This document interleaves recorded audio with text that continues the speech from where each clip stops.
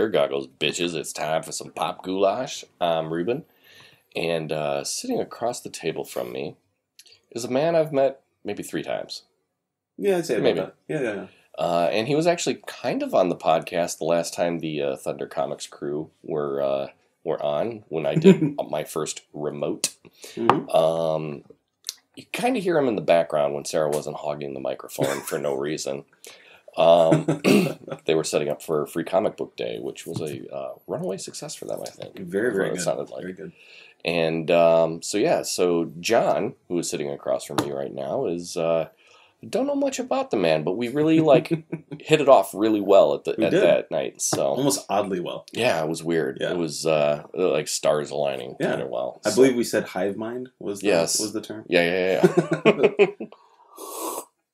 And we even both take a drink together. Exactly. We're so lame. So anyway, how's it going, son? Not too bad. Right on. Had a really awesome week at work, but I'm ready for the weekend. Yeah, but dude, you were just at Yellowstone, you said? Yeah. Dude, I've never been. It's fantastic. Really?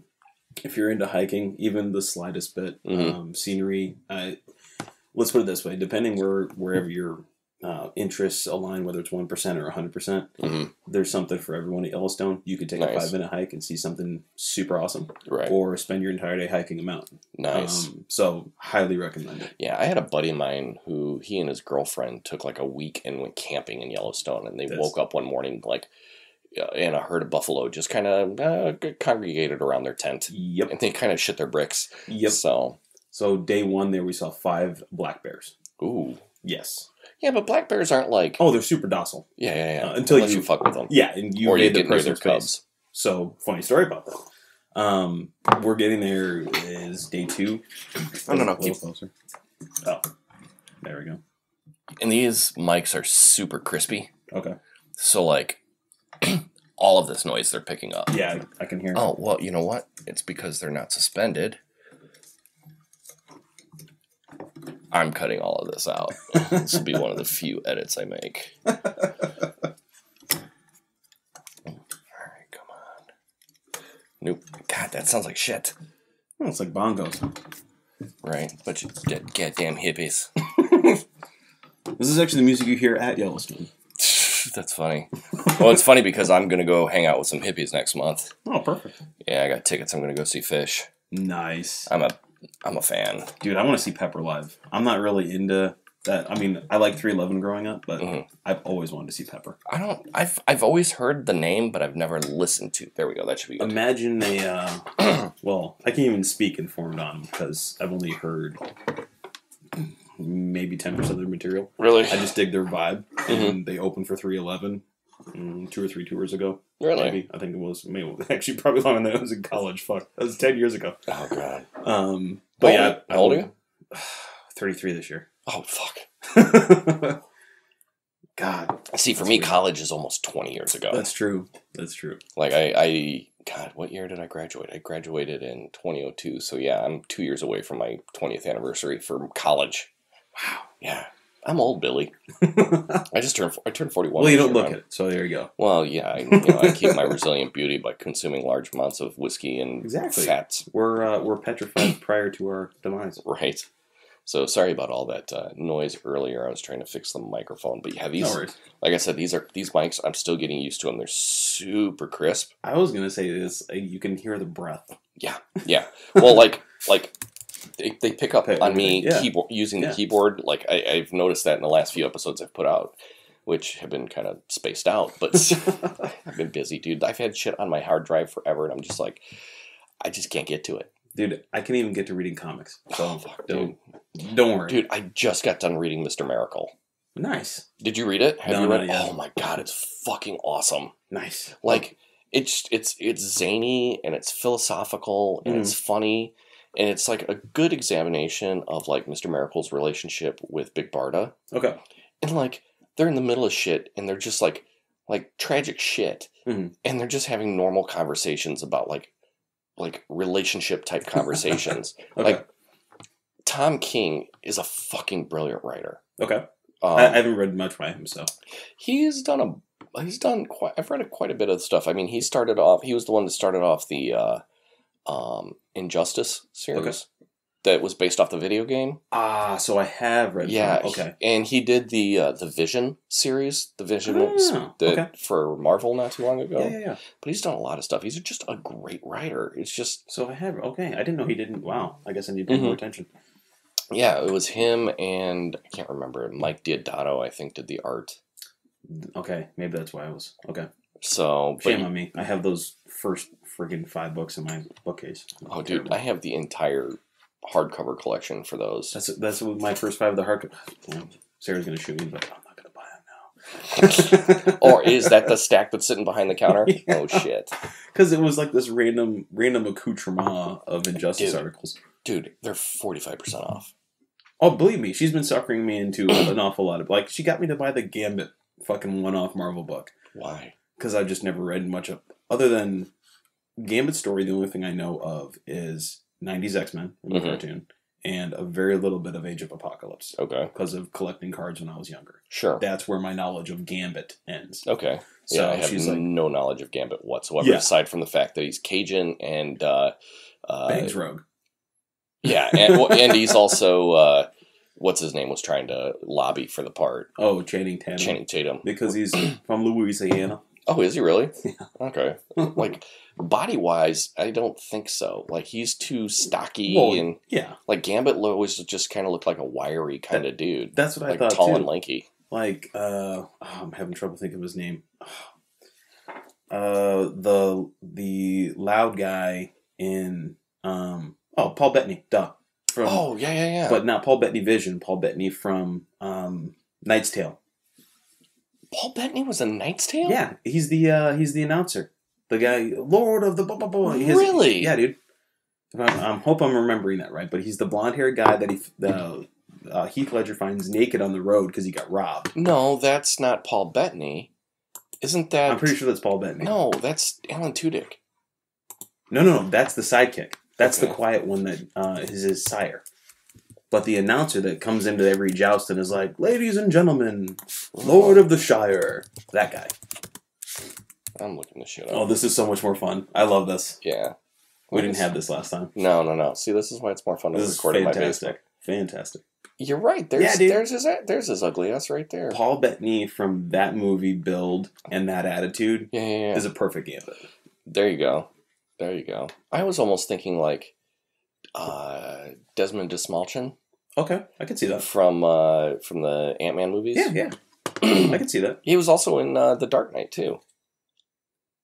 What was he in Dark Knight? He is one of the... I want to say that he is one of the henchmen of the Scarecrow at the beginning of the movie. The crazy guy. Yeah. The crazy guy that the Joker puts out there. With the...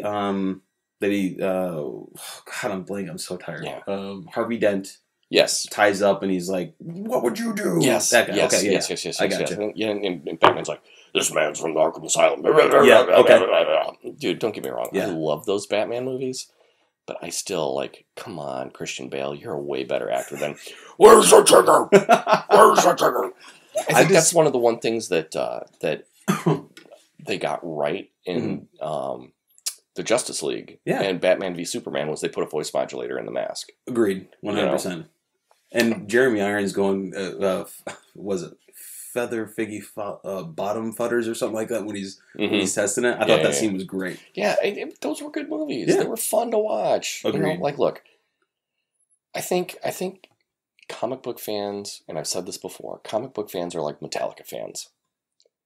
If you don't give them exactly the first 4 albums, load, reload, reloaded, and double down. if it's not Kill 'Em All or Ride the Lightning or Master of Butt Puppets, dude, Master of Puppets was a fucking dope record, though, dude.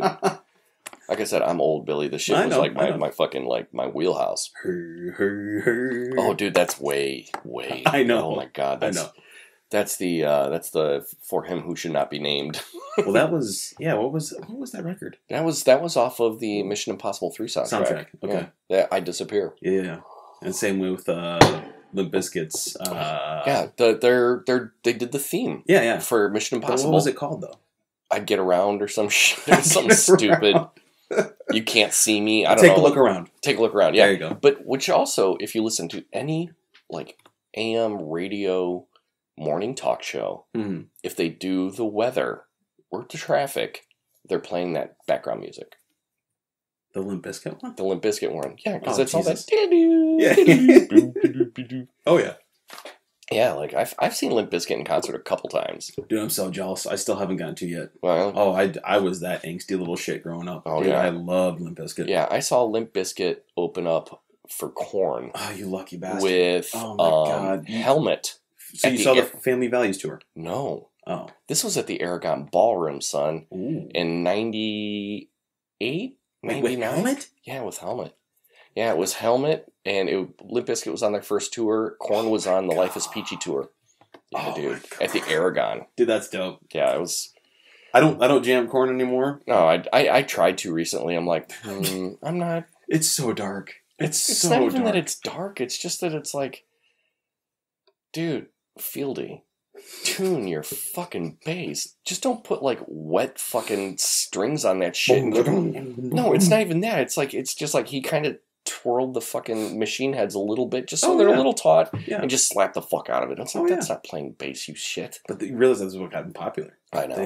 He invented a style. Well, that and the 7-string guitars. That too. You know, I mean, like for what they were at the time, they were pretty innovative. Yeah. You know, I mean, hell, Hetfield even got a 7-string guitar for one of the songs or two of the songs that they did on Saint Anger, which I kind of like that album, and I'm not embarrassed to say about it. You know, the drums sounded like shit, but other than that, like, it wasn't a bad record. You mean like they were purposely detuned to be artsy? They weren't detuned. It's not that they were detuned. There was no snare. Well, it's something they were all flat. Yeah, he turned the snare off, so it was just an echoey, like, hollow snare. Yeah. So, but yeah, Metallica, you fucks. I don't know. Have you? So, not to go down this wormhole, but let's do it. I was looking at Korn the other day because I was like, "Fuck, I still haven't seen them." Like, I at least owe it to hear "Got the Life" and "Freak on a Leash" live. Mm-hmm. And maybe if I'm lucky, they'll play. I doubt it, but they'll play Adidas or. Well, of course, they'll play Blind. But I was sitting there looking. I was like, "What the hell are they up to, dude?" Brian Head. Remember him? Yeah, he went Christian. Had an existential crisis, and these guys are doing drugs and having sex with people and blah blah blah blah blah. You know, having fun on tour. Yeah, he's back in the fucking band. Oh, I know he is. And he's like, "Oh no, I can deal with this. They can shoot heroin, and I'm fine." No, he turned them all into Christians. I didn't hear that part. Yeah, dude. Yeah. Jonathan Davis is a Christian. Yeah, yeah. What the fuck? Right? Hey, okay, dude, I got to do more reading. If Anne Rice can go Christian. Lestat books never got more boring. Jesus. And I'm a Christian. So even more proof to the pudding. Yeah, right. But yeah, no, they're touring with Alice in Chains right now. They're playing on August 21st in Tinley Park. Yeah, I fucking hate arena shows. Oh my god, much. The Roof Home Mortgage Music Center. How do you go from playing Tinley Park to playing? Oh my god, dude. The thing is, this Noblesville, Indiana, that is one of the greatest live venues I've ever been to. It is. That's where I used to go to Warped Tour all the time. Oh, really? And at Deer Creek? Mm-hmm. I used to go see Fish down there. Nice. Yeah. You were hitting all the punk shit. I was hitting all the hippie shit. Mm-hmm. But yeah, they're playing down there. I haven't seen Korn in years. I gotta go see him. I saw Alice in Chains open up for Guns N' Roses. Like real Alice in Chains? No, I never got a chance. I had an opportunity for tickets. Yeah, we're on the Korn webpage. Oh, dude. They got a new album coming out. Look, that's what I saw that. It popped up, and I was like, what the fuck? Ooh, what's it called? It's called... Dude, that's what it's called. Chai is still one of the greatest opening tracks of all time. Is that's the... No, that's the opening of Life is Peachy. Oh, okay, yeah. There you go. Yeah. There you go. Yeah, but a buddy of mine, his name's Chris Baker. He owns a tattoo shop down in Oswego. Okay. Called Ink 180. Nice. It's a cool concept for what he does. Like, he opens it up for the public, but his main priority and objective is to cover up or remove tattoos for women in the sex industry who are getting out, and guys who want, and people who want their tattoos removed to get out of gangs. Dude, I feel like I just read an article about him. It's very possible you may have. like on like NBC or some shit, and he did a special for. They did a sizzle reel. They were trying to get a like a TLC show or some kind of TV show, so they did do a sizzle reel for a minute. So I feel like I just read about that somewhere, and he does also. He's got a mobile unit. Yeah, yeah, he's got like a. Dude, I've heard about him. Yeah, he's down in Oswego. That's fucking wild. But he's tight with Head Welch. No shit. Yeah, and one of his cousins is Everlast. What? Yeah, dude. He's originally from California. All right, that's cool. Yeah. So, but yeah, he's got like a signed guitar from Korn, like hanging up behind his desk in the. Was it with David Silveira still drumming? No. Oh. Dude, that's the thing that killed that band was David Silveira leaving. Oh yeah. And why did he leave? I don't know if they ever mentioned it. He was probably like, look, I got like strung out on meth. I couldn't handle this anymore. I think he since you never heard about it, I think he might have been one of the worst. He just kind of quietly exited. But that guy was a fucking monster. He was a beast. He was a monster on drums, dude. He was Travis Barker to Blink-182 of Korn. Yeah, absolutely. Absolutely. And Travis Barker was the best thing that ever Actually, no, the best thing that ever happened was Tom DeLonge leaving the band. I can't agree more. I'm sorry, I don't care if I get flamed for saying this, and I've said it since he left. Fuck Tom DeLonge. I'm gonna go chase aliens. Just shut the fuck up, dude. Did you hear his interview with fucking Joe Rogan? Oh my god! Oh my god! He was on snippets. Dude, I haven't listened to it yet. I had to turn it off 3/4. It was almost on some Alex Jones level shit. Dude, the guy is just. Well, I've been talking to the government. No, you've been probably talking to a homeless man that's been trying to chew his own face, saying that he was the government. I removed my fillings. Oh god, dude! The thing that's really sick and that really upset me about the whole thing. Have your delusions of grandeur, fine. Mm-hmm. Use it as a scapegoat for your Vicodin addiction, fine. But if you're gonna go and tap your fan base in a Kickstarter style. Be a part of the company that I'm developing bullshit. Did you hear about that? No.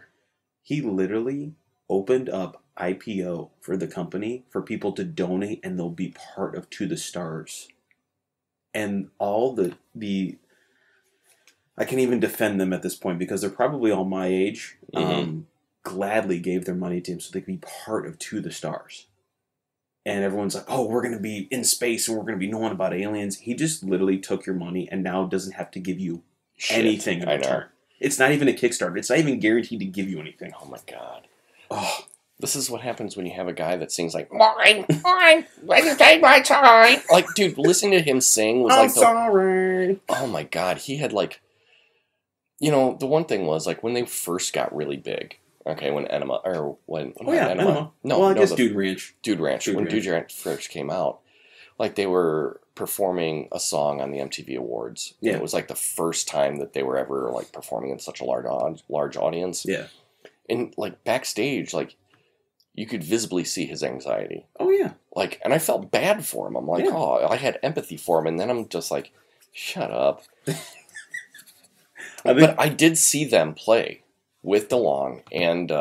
with Rayner? You got to see him play with Scott Rayner behind the drums? No. Oh, okay. I saw him with the original... Or with... the Barker. Guy. Barker. Well, Rayner was the original. Yeah, Rayner was on Buddha and Dude Ranch. Okay. Rainier? I don't know if I'm pronouncing it right. The guy who was too drunk to play drums. That was his worst mistake, was leaving that band. Oh, yeah. Or getting kicked out of that band. But think about it. Would they have gotten as far as they did without Barker? Yes, because Dude Ranch was what got them big. True, but would they have been able to follow up with them at the state at that point? You never know. You never know. Or take off your pants and jacket. Or, even more of a hypothetical question, what if he had stayed with Aquabats? Would Aquabats have been the next big thing? Aquabats annoyed the fucking shit out of me. Well, they're super Christian straight edge. Are they really? Oh, yeah. Their lead singer. No, didn't fucking Josh Freese played with them. They've had guest people like Travis Barker come in and fill in. Really? Obviously, Travis Barker is anything but straight edge. Right. Well, no, he is now. Yeah, now. After the fucking airplane crash. Yeah. Right. Well, he smoked copious amounts of weed dealing with the pain, but once he was able to conquer his fear, he kicked everything. Yeah. I listened to his interview with Rogan. And it was fucking fascinating. Dude, I can, every time I read his book, obviously, read all the interviews and everything. When he talks about being on fire, running out of a plane, and putting fire out on his own legs, I'm just fuck, that is insane. That's almost like listening to Richard Pryor from Live at the Sunset Strip talk about when he was freebasing and he let himself on fire. Yeah. Just to see what happened. No, it wasn't that. Oh, I thought that was when he was talking about He's like, every night I go to bed and I have milk and cookies.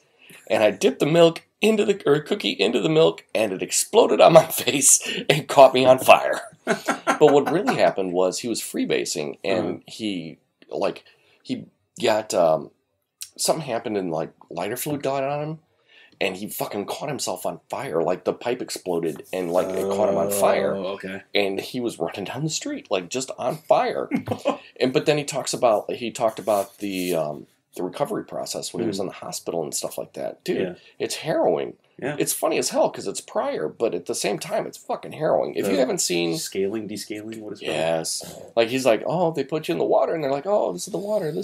Oh, they're like, is that nice? He's like, yeah, that's nice. All right, here's the brush. Ah! Yeah, dude. Yeah, I had a guy I knew in junior high school and high school. His name was Leighton Oliver. I'm not talking out of school here. He and his buddies before 7th grade, or between 7th and 8th grade, I think it was 7th grade, before 7th grade, he and his buddies were playing out in their yard, and they got the idea to like, oh man, we're gonna do a fire. Oh boy.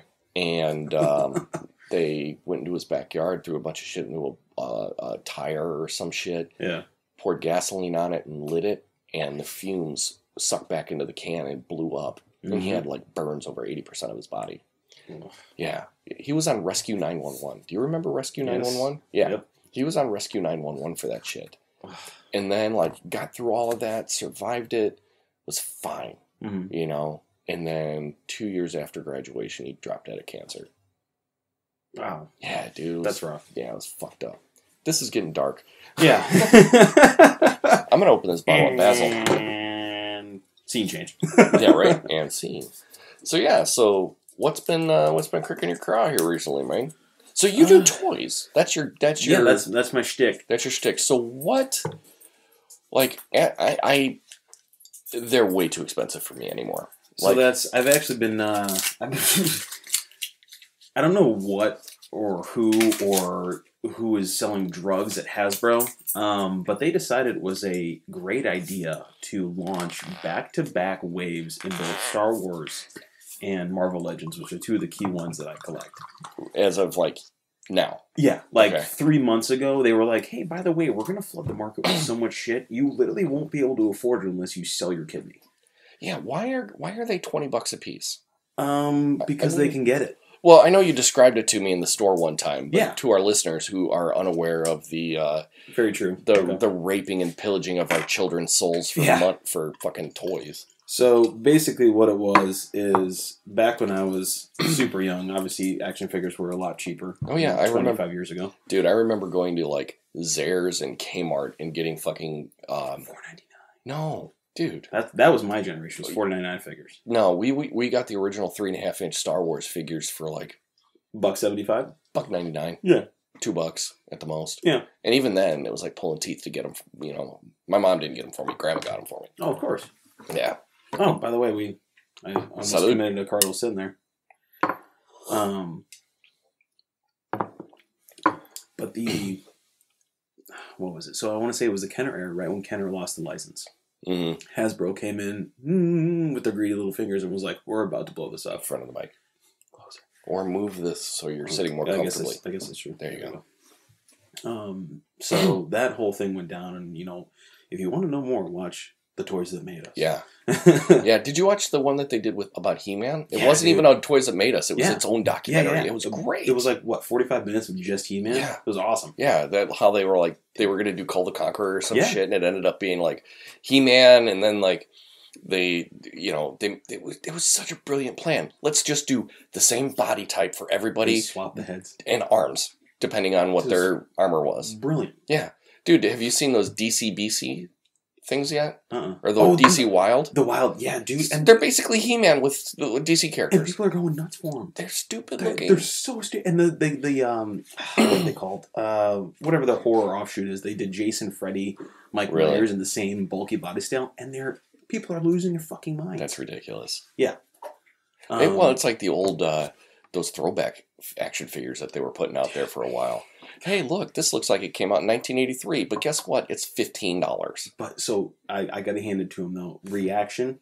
Mm-hmm. They look just like the ones that I played with as a kid. And did you see when they launched the marketing campaign at Comic-Con like 7-8 years ago? Mm-mm. Oh my god, it was fucking brilliant. They opened up with Alien, mm-hmm. and they were like, "Guys, we found the molds to these unreleased Alien toys." Yeah, because I don't ever remember Alien toys being around when I was a kid. It was just a complete farce of a story. Well, I mean, it was an R-rated movie. They weren't going to be. How could they market that to children? But then again, they marketed Terminator to us. They marketed Rambo to us. But that was in that fun era where anything went. Yeah, that's true. When they were selling Nintendo guns to 5-year-olds to blow shit up. Yeah. So, but oh god, I miss the light gun though. Dude, I just the double goggles, like when they were. You remember the big one, and it had the 2 goggles up on top. Like, what were you supposed to do? Look through with both eyes? Right. Well, I used to. Do you remember Captain Power? Captain Power. Wait, the Power Gauntlet? No, that was the Power Glove. Power Glove. Okay. No, Captain Power. You may have to look this up. Okay. But I was about 10, maybe 11. And Captain Power was a TV show. And he was a superhero. It was in like the dystopian future. And it was like him and like 4 other people. And they were like, Captain Power. Oh, let me look this up. Right? I've never heard of this. But they had a toy line that went along with it. And let me see here. I don't care to learn more about Snopes. I know about Snopes. Speaking of toy lines going back to our childhood, whoever has tapped into the nostalgia vein at these companies, I love you, but I also fucking hate you. Yeah. Like, here we go. Oh my god. I was 9. Captain Power and the Soldiers of the Future. So basically, like, the whole point of this was like they dominate the future Earth. So basically what they did was this was like the first true like interactive TV toy show crossover. So what would happen was they would show like the show. It would be like it's a live action TV show, okay? But like they would fly their little jet guys through like these cityscapes, and every now and again you'd get like a little square that was like white and kind of flashy. And you would aim your, like, because you would get the toy. It was a jet or whatever, like, toy that they had, and it had a trigger on it. And if you shot it, then, like, you would score points throughout the show. If you got hit too many times, your character would eject from the fucking toy. Dude, what? Yes, dude. That's fantastic. And it only went 1 season. And WGN ran it. Dude, you would never see something like that today. That is awesome. Yeah, it was kind of fucking dope, dude. Thank you for now probably making me spend a lot more money. Well, let's see what there are on eBay. Hold on. Something that intricate is probably expensive as shit. Yeah, dude. Or not. I don't know. Dude, for toy heads, though, I'm sure. I think I told you about the Kokomo Toys thing with the G.I. Joes. All right, here's the moment of truth. Dun, dun, dun. I got money on their crazy expensive. Yeah, okay. The Dreadstalker. My mom had the Dreadstalker. No, she didn't. But yeah. Fucking Mattel made them? Mattel made it. That's a big deal then. Yeah, dude. I mean, it was huge for a season. Dang.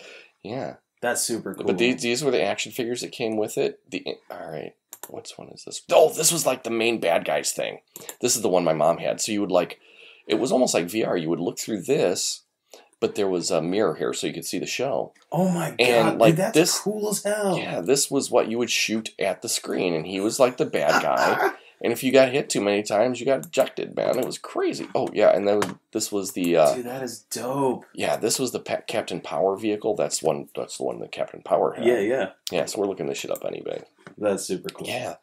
But it was weird, and very, very few people that I know remember it at all. But as you could tell, I mean, it's only going for $35 on eBay. It was more than that if you bought it brand new. Wow. You know, and this one's still in the package on the card. I'll give you this. I thought those were way more expensive. So did and that is beautiful looking for how old that is. Yeah, no doubt. I mean, from 87. That's cool. And even the bubble is still crystal clear. That's fucking crazy. Mm-hmm. Yeah. Wow. Yeah, so let's see here. I want to see if they have. Fun fact about way out there TV shows that probably most people don't remember. The XT7, dude. Dude, for $275, why are you not buying that? Oh, dude. Look at it. It's still got the fucking guns in the package. Oh, I know. I actually had this one, and I took it apart because it's like the show. And they wanted $5 for it at a garage sale. Wow. Yeah, dude. I get the feeling like they shared a lot of the same tooling with G.I. Joe. Oh, I'm sure they did. Dude, that's so cool. Oh, vintage Captain Power and accessories a whole lot. $60. Yeah. Bada bing. Lord Dread. Yeah, that's how much thought they really put into this show. What are we going to call the bad guy? Lord Dread. That's totally... But look at... Here's the thing that's wild, though, is G.I. Joes weren't even doing that separation of the bubbles. Oh, really? Yeah. I mean, some of the really expensive ones were, but they didn't have a complete separate compartment like that. Most of them. But I mean, look at the card. There's a little wrinkle there. Whoever had that was a super nerd back before it was cool to be super nerds. Right. And kept that sucker in a sealed box. Mm-hmm. Yeah, dude. So that was Captain Power. That's crazy. Yeah, and like I said, very few people remember Captain Power and the Power Knots. So do you remember Bucky O'Hare? No. Oh, dude. Was that a rabbit? Yeah. Yeah, no, I think that was past my time. That was my jam. Oh yeah, Bucky O'Hare and the Toad Wars. So there's that was 91. No, but then again, you know what? That's when I just started. That's 91. I was in 8th grade, so I was discovering girls. Well, there you go. Well, you can still watch comics. Dude, they had a Toxic Crusaders TV show for kids. Yeah, dude, you didn't know that? No. And they had an awesome toy line too that came out at the same time as Swamp Thing. Really? See, 91. This was right around the time that Beavis and Butthead came out. And what else was out around that time? Like Pee-wee's Playhouse, I think, was still on around that time. Oh my god, Pee-wee's Playhouse. Dude, Pee-wee's Playhouse is legit. Pedophile Playhouse. He's not a pedophile, dude. He just showed his wiener while he was peeing. No big deal. No, he didn't. Yeah, that's what it was. He was peeing in public, wasn't he? No, he was jerking off in a gay porn movie theater. Hey, look. My bad. What people do in their own time is their own business. I'm not going to judge him for that. That's fair. You know, it's not like he was exposing himself to kids. And then, like, right after that, he went on the MTV Awards and was like, have you guys heard any good jokes lately? Oh, dude, it was you're right. Brilliant, dude. You're right. You know, I don't know, like, there's this new guy out there on YouTube now called Blippi. I've not heard of that. Oh my god, he's Satan. I swear to God. It's the worst. He's like a low rent, no talent Pee Wee Herman. Oh, good. Yeah, he's the worst. And my kids love him. They're like, I want to watch Flippy. Because they can't call him Blippy. Because, you know, why would they? Yeah. And it's the worst. Like, it's fucking awful. And I tried to show him, like, something interesting. Like, I don't know, Pee Wee's Playhouse, which is on Netflix, completely digitally remastered and restored. Oh, that was a good use of money. Yeah, well, dude. You know he won 17 Emmys for that show? No? What? Yeah, for educational programming for children. 17 fucking Emmys. Wow. All right, well, hopefully that'll win me a trivia debate sometime. There you go. But yeah, so like, I mean, I grew up watching that shit. That was the jam on Saturday morning, man. I'm trying to think it had to have been reruns. But I remember watching it for like a couple months of Saturdays and I got bored of it. I can't remember when it was, but I have actually seen it. Right. But then again, like, you know, like you show it and it's all puppetry. Yeah. Like it's straight up puppetry, like fucking Jim Henson style puppetry. I was going to say, wasn't Jim Henson? No, he wasn't part of it. Wait. You're thinking he was doing Fraggle Rock that time. He was doing Fraggle Rock, yeah. Which equally is an that amazing was my show. heart. Oh, dude, I love yeah. Fraggle Rock. We watched the fuck out of some Fraggle Rock when I was a kid. You know, and then I thought they tried to bring it back, or they discussed it, but they couldn't get the funding. Fun fact, by the way, did you know the old man in Fraggle Rock is the old man from Boondock Saints? Oh, you mean fuck ass? Yeah. Yes, I did. I noticed that like the first time I saw it. I'm like, oh, that's the guy. I lost my shit. Yeah. I was like, wait a minute, this can't be right. And I literally freeze framed it, and I'm like, oh my god. See, IMDb is like my best ass friend. Dude. Oh yeah. Like I'm fucking Ike. My wife's sitting here watching shit, and I'm IMDbing everything about it. I'm like, oh, did you know? Useless knowledge time. Yeah, and my wife is like, I don't care. Can I watch my show? Can you shut the fuck up? Yeah, like she's currently stuck on Designated Survivor. What the fuck is that? It was, dude, okay. So it started off on ABC. It went 2 seasons on ABC, and they got canceled. Okay. Then Netflix picked it up. Okay. Per usual. Yeah. Kiefer Sutherland. Okay. Off to a good start. Yeah. He, like, the whole premise of the very first episode is they're doing a State of the Union address. Okay. And the designated survivor is one member of the president's candidate, or the president's cabinet. Okay. That stays out and doesn't go to the thing just in case a tragedy happens. That makes him next line for the presidency. Gotcha. Okay. Well, he's the Secretary of Housing and Urban Development. So it's barely a position. Mm-hmm. It's like being vice president. Johnny Adams doesn't have a real job anyway. Right.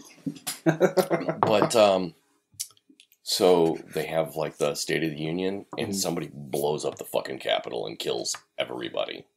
Okay. And Kiefer Sutherland is the lone survivor. He's the designated survivor. Okay. He becomes president. And then it's like the first whole season was brilliant because like he's an independent, he doesn't follow left or right, he has a good moral compass, like he's a good dude. Okay. Really truly one of the few people like ever depicted in the role of a presidency that actually cares about his constituency and what's best. Yeah. And then like at the end of the first season they kill his wife. And then, like, the second season, he's just a changed man. And now in this third season, they're just getting away with saying fuck all the time because it's on Netflix and they can't. Perfect. Yeah, but my wife is watching it, and, I'm like, all right, I was watching half of it last night. I'm like, I don't give a fuck. So, like, the first season was brilliant, though. The first season was great, and then it just fell the fuck off. Yeah. Well, that's most things. This is true. So, back to toys. Yeah. So, what was it that got you started? I think we asked that, and then we went to, like, 5 different areas. Yeah, that was it. I mean, it's a loaded question. Yeah. The problem with toys is it's another wormhole. So now, is it more like you collect them because you'd like to keep them and they're yours, or are you a flipper? Oh, hell no. Oh, really? Hell no. So I've come to learn a few things. There is through record collecting and this. Record was my delving into trying to be an adult collector, but toys sucked me back in. I will firmly stand upon this mound that might be a grave or a speaking post. There's a special spot in hell for flippers. Yeah. I didn't really have that stance until one Force Friday, which is no longer thanks to Toys R Us dying, but apparently coming back. If you've heard the news, no, they're coming back, which is bullshit. Anyway. Whatever, fuck them. I used to work for KB. All the way, bitch. Yeah, dude. They're dead. No one's gonna partner with them. Which is sad. That was such an institution, dude. I still had. I knew it. I don't know how I knew that this would happen, but I knew that one day I'm going to regret not having a Toys R Us toy book. When I was like 10 years old, you know how people have like yearbooks and shit? Yeah. I saved one. Really? I have an original like 1994 Toys R Us toy book, like the honkin' phone book sucker. Really? Oh yeah. Was it what they would use to order shit out of? You literally, like old school ordering, you have a check mark next to the actual picture of things, and in the back the appendix of the actual order form that you translate over and mail in. Oh wow. Yeah. That's crazy. Yeah. See, I remember my fondest experiences at Toys R Us were buying original Nintendo games, where you would go to best displays. Yeah, well, you would go to NES, dude. Okay, because I'm almost 10 years older than you. Yeah. So when we had a good overlap. Yeah, a bit for schmuch. But like when the original NES came out, like you would go down the game aisle, and they would have just a flat wall. Yeah. With little tickets. Yep. And you would have to take that ticket to the cage in the front of the store, and you would pay for it. They would give you a receipt. You take the ticket over to the guy, and the guy would give you your toy or your fucking game. Yeah. Dude, that's the one thing that I always remember about Toys R Us. Yeah. And I remember at one point, what the fuck were they thinking, Japan? There was a game. Let me see if I can find it. But it was, I don't even know the purpose of the game. I never played it myself. But let's see, Google. Do you remember Service Merchandise? Yes, they did the same thing. Well, but everything was that way. It was like you were going through a museum of shit, and you had to get it out of a conveyor belt at the end. That store was wild. Right. Here we go. There was a game. Klub Klux Klam. I thought you Googled something wrong when that popped up. And it's funny that it shows up on the Simpsons wiki. Oh my god. But there was actually a video game years before that came out. Oh my god. I don't know if I can spell. Actually, I have a really funny story about random awkward games on that generation. Yeah, there was a video game out there. Yeah, most shocking video games ever. Like Custer's Revenge, where you got to play I've seen that one. Yeah, a buddy of mine used to have a like one of those fake Atari cartridges where you would stick the chip into, and that's how I played Custer's Last Revenge. So did he have also scroll down? I want you to see. I want to see if it's on here before I drop this one, because this was a shock when we came across it. So we got pretty heavy into the modding of the old games. We bought Raspberry Pis and went nuts with it. 9/11 Survivor. How is this a fucking video game? Yeah, that's... I'm thinking... And then Columbine, that was really fucked up. Oh, it's so fucked up that YouTube took it down. Yep. JFK Reloaded. Oh my god, I haven't seen that one. Ethnic Cleansing, haven't seen that one. Pokemon Red and Blue. What the fuck? Oh, Blackface. Oh, yeah. So what's the number one? Oh, it's not on there. KZ Manager. I want to say it was called... you can feel bad if you say that. I think it was called Rape Games. And it was... Yeah, so... we're uploading all these mods and stuff to this Raspberry Pi, and we're flipping through, and I did it for a couple people because they wanted a Raspberry Pi because they're retro gamers. Sure. And I get a call from one of my friends in the middle of the night, and they were like, dude, there was something on this thing that I don't think you knew about. And I'm like, what? Was it some, like, sneaked code or something? No, just in a game package hidden in the background files that when you upload it to a Raspberry Pi, becomes a playable game. And that playable game was, I think the title was Rape Games. What? Yeah. So I was like, no way. Shot out of bed in the middle of the night. Plugged my Raspberry Pi in. Sure as shit. There it is in my game log. Really? Rape Games. And I was like, this is fantastic. Thank you so much for telling me. I need everyone to bring their Raspberry Pis back in. We need to wipe them immediately. Jesus Christ. And it was a full-fledged coded game. Here's where it gets fucked up. It was the person that uploaded all of it, coded that in 8-bit. It wasn't an original game back in the day. Right. He coded it and snuck it in as a funny for people that might have children playing. Yeah, he was a real sick bastard. He's a real piece of shit. Yeah. So that was out there, and I can't remember. I think that was the title of it, but whatever it is, there was some really warped content in it. But yeah, that was my my first experience modding with a Raspberry Pi. Was finding out there was truly sick individuals, and that Ku Klux Klan game we were talking about. Yeah. That 8-bit version of it was also on there. Really? Yeah. He was moral of the story, children. If you're going to be modding a Raspberry Pi, double, triple check your content. Yeah, no doubt. Yeah, I know nothing of the Raspberry Pi, aside from the fact that I've seen them, and I'm like, it's like this big. They're absolutely mind-blowing. I have, after scrubbing everything, obviously, I have every NES, SNES, Sega, Mega Sega 32-bit X or whatever it was, and most of Nintendo 64 on one Raspberry Pi. Oh my god. Yeah. That's crazy. A buddy of mine just posted a picture where he has the Sega with the Sega CD and the 32 attachment on it. Yeah. That's awesome. Yeah, I remember we had the Sega CD when I was a kid. Mm-hmm. And Knights. When Knights came out, Sega Knights. See, the only game that I think we ever had on that was like River Rats or something like it was some futuristic thing. You had to have Knights. No, I didn't. That was the game it launched with. We didn't get it when it launched. Oh. Come on, dude. I grew up lower middle class. No, sorry, that was Sega Saturn. Yeah, we didn't have Saturn. No, but it was like River Rats or River Tube Rats or some shit. And like you like literally like it was so laggy. Mm-hmm. Like just because CD technology was not really there for gaming yet. Yeah. So it was fun. It was weird. I could never get past like level 1. It was fun.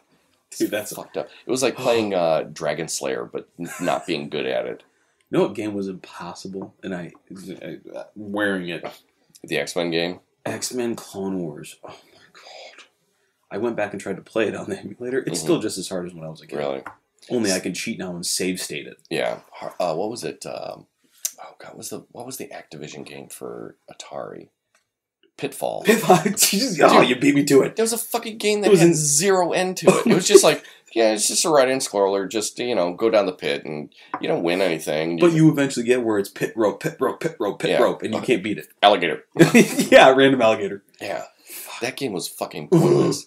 And then, did you ever see that whole documentary they did about the E.T. game? Yeah, where it got buried in landfills. Yeah. And they went out and dug them all up. Yeah, and they sold them for fucking thousands of dollars. And I was like, what? Yeah, I had a neighbor who had that E.T. game. I don't recall it being as awful. Like, dude, you're like 7. That's the coolest shit ever. Yeah. Like, why would, like, yeah, adults are going to think it sucks. But when you're 7, it's dope. Magical. Yeah. Like, I remember playing this game called Star Command. Oh, fuck yeah. We had a Nintendo. We didn't have the 2600. We had the 5400 or the 5200. Okay. Which so was the second series, but it was the one with it had a controller. And the button. No. It had a controller like this. It had the joystick, but it had 2 buttons on the side and a keypad. Ooh, I didn't have that one. Yeah. That fucker broke all the time. And just as like it broke, they discontinued it. Of course. Yeah. But did you see the Atari thing that they're coming out with, by the way? No. Oh, my God. I thought Atari quit aside from like game development. No, dude. They're coming back with another console. Oh, my God. I don't want to... This is going to take like 2 or 3 minutes, so I didn't mean to interrupt you. Okay. So they make this grand announcement. They're like, okay, we're going to make the Jaguar again. Dude, even better. We're going to go back to original Atari. It's going to have every Atari game on. Okay, so it should fit in the palm of my hand then. And be $19. Exactly. They wanted $300 for it because, get ready for it. It's going to be a streaming platform. They're going to upload every Atari video game ever, and they're also going to develop new content in newer style gaming that you can download on a pay per game or pay per month basis. And people actually bought it. Oh yeah, because people are dumb. They hit $2 million. What? Yeah. And the thing looks like an old school Atari. Mm-hmm. But was it crowdsourced? Yeah. Oh, okay. But it was base level $250 for that and a controller. Just the unit. Just the fucking unit. Dude, Nintendo put out their classic NES with like 30 games on it for $50. $50. And PlayStation put it out for $100 and promptly got shit on. Yeah. And they were like, maybe it's more like $30. Would you pay $30? Yeah, well, PlayStation 1 games really weren't that great. They were terrible. I mean, admittedly, I waited till it dropped down because I knew it was going to tank. Mm-hmm. It's not great. The only PlayStation I ever bought was the 3. I played Resident Evil with my buddies, and yes, the first PlayStation was 2 because I wanted Final Fantasy X. Final Fantasy X was fucking dope, dude. I've never been more obsessed with a game as trying to fill out the sphere grid in Final Fantasy X. Mm-hmm. I was maniacal about it. Fucking chocobos. God, and fucking Blitzball. Dude, Blitzball. Ooh. Yeah, I played the fuck out of that till my first fiance and I split up. She took the PlayStation. I got stuck with nothing. In all fairness, she had the PlayStation to begin with, but nonetheless. But yeah, fucking gotta get a pregame, dude. Yeah, a pregame. But yeah, no, like the only reason why did I get my PlayStation? Because I wanted the Blu-ray player part of it and the streaming capabilities. That is true. That had and when it came out, it had the best Blu-ray player in the market. Well, that's also why Blu-ray won over HD DVD. No, you know why it won? Porn. No, actually, that's why VHS won out. That's true. But no, because Sony was the exclusive manufacturer of Blu-ray technology at the time, and they were putting them into the PlayStation, and that was why the Blu-ray won out over HD DVD. Now, I'm sure that there are people that are arguing that HD DVD is way better. Dude, my friend has a couple of the original in the red boxes. Yeah. Right? I think that was the original way that Mallrats was put out. Yeah. Was on HD DVD. And 300. Yeah. That was a big thing for 300. Mm-hmm. Well, I just found out something interesting recently that Kevin Smith posted that, like, the only reason that Dogma is not streaming anywhere right now is that it's still owned by Harvey and Bob Weinstein. Yep. It's like, motherfuckers and it's owned by them personally. Mm-hmm. It's like, how the fuck is that even possible? Because they, if I'm remembering correctly, they financed it through the production company, but because the budget needed to grow or some shit, they personally financed that. Am I not close enough? Well, no, you're like slouching down and pouncing up. I'm trying to keep my posture, but you can my back is kind of killing me. Well, just... Not from this, it's from... Be comfortable. Okay. You don't have to be all like, nobody can see you. That's true. Wait, hey, get your dick out of my hand. What are you doing? That's not your pocket? What? But they personally financed whatever the budget increase was. I think. I can't remember because this was when I think he did the interview Jay and Silent Bob time frame. It may have been, yeah. Yeah. But yeah, it was because they, out of pocket from themselves, then wrote some kind of contract. Mm-hmm. We own the rights to basically everything you're doing. Right. Well, Harvey, you're in jail. Or should be soon. Yeah. Dude, even if half the stories release that stuff out. Oh my god. Yeah. Yeah, what a piece of shit, dude. Well, have you been keeping up with? We are so off topic, but whatever. It's all good. No, yeah. This is the way the show rolls. And I love it. I love it.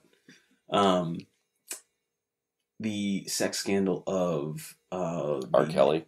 No, that one's just old news. I mean, he's pissing on people since '91. No big deal. Move out the way. Move out the way. If she didn't want to be, dude, did you ever watch the Boondocks? I want to say yes, but that was when it was on Toonami. No, Was that what it was on? No, I originally saw it on Adult Swim. Anyway, back to Adult Swim. There we go. Well, it's Toonami. Yeah, okay. Cartoon Network. Anyway. No, the actress from Smallville who was in the... Yes, the sex ring scandal. The trafficking. I don't keep up with much recent news, but I'm addicted to hearing about that because literally, like, I don't know how much you read on it. No, only what little bit has trickled out there. I mean, I'm sure a lot has flowed out of there, but I tend to not watch the news because I would rather not be mad all the time. That's why I don't watch the news. My anxiety level is way down now that I don't watch the news anymore. Isn't it the best, though? Like, now that you're not paying attention, like, ignorance is bliss. I talked to my mom. My mom's like, we're on the brink of war. I'm like, all right, we're fine. I don't care. Yeah, right?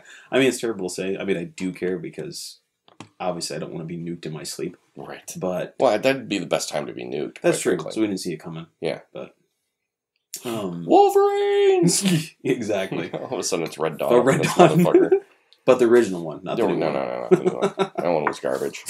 Was it Chris Hemsworth?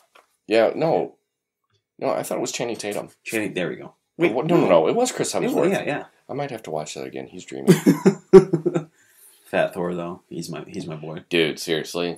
I saw that and I'm like, yep. Got it.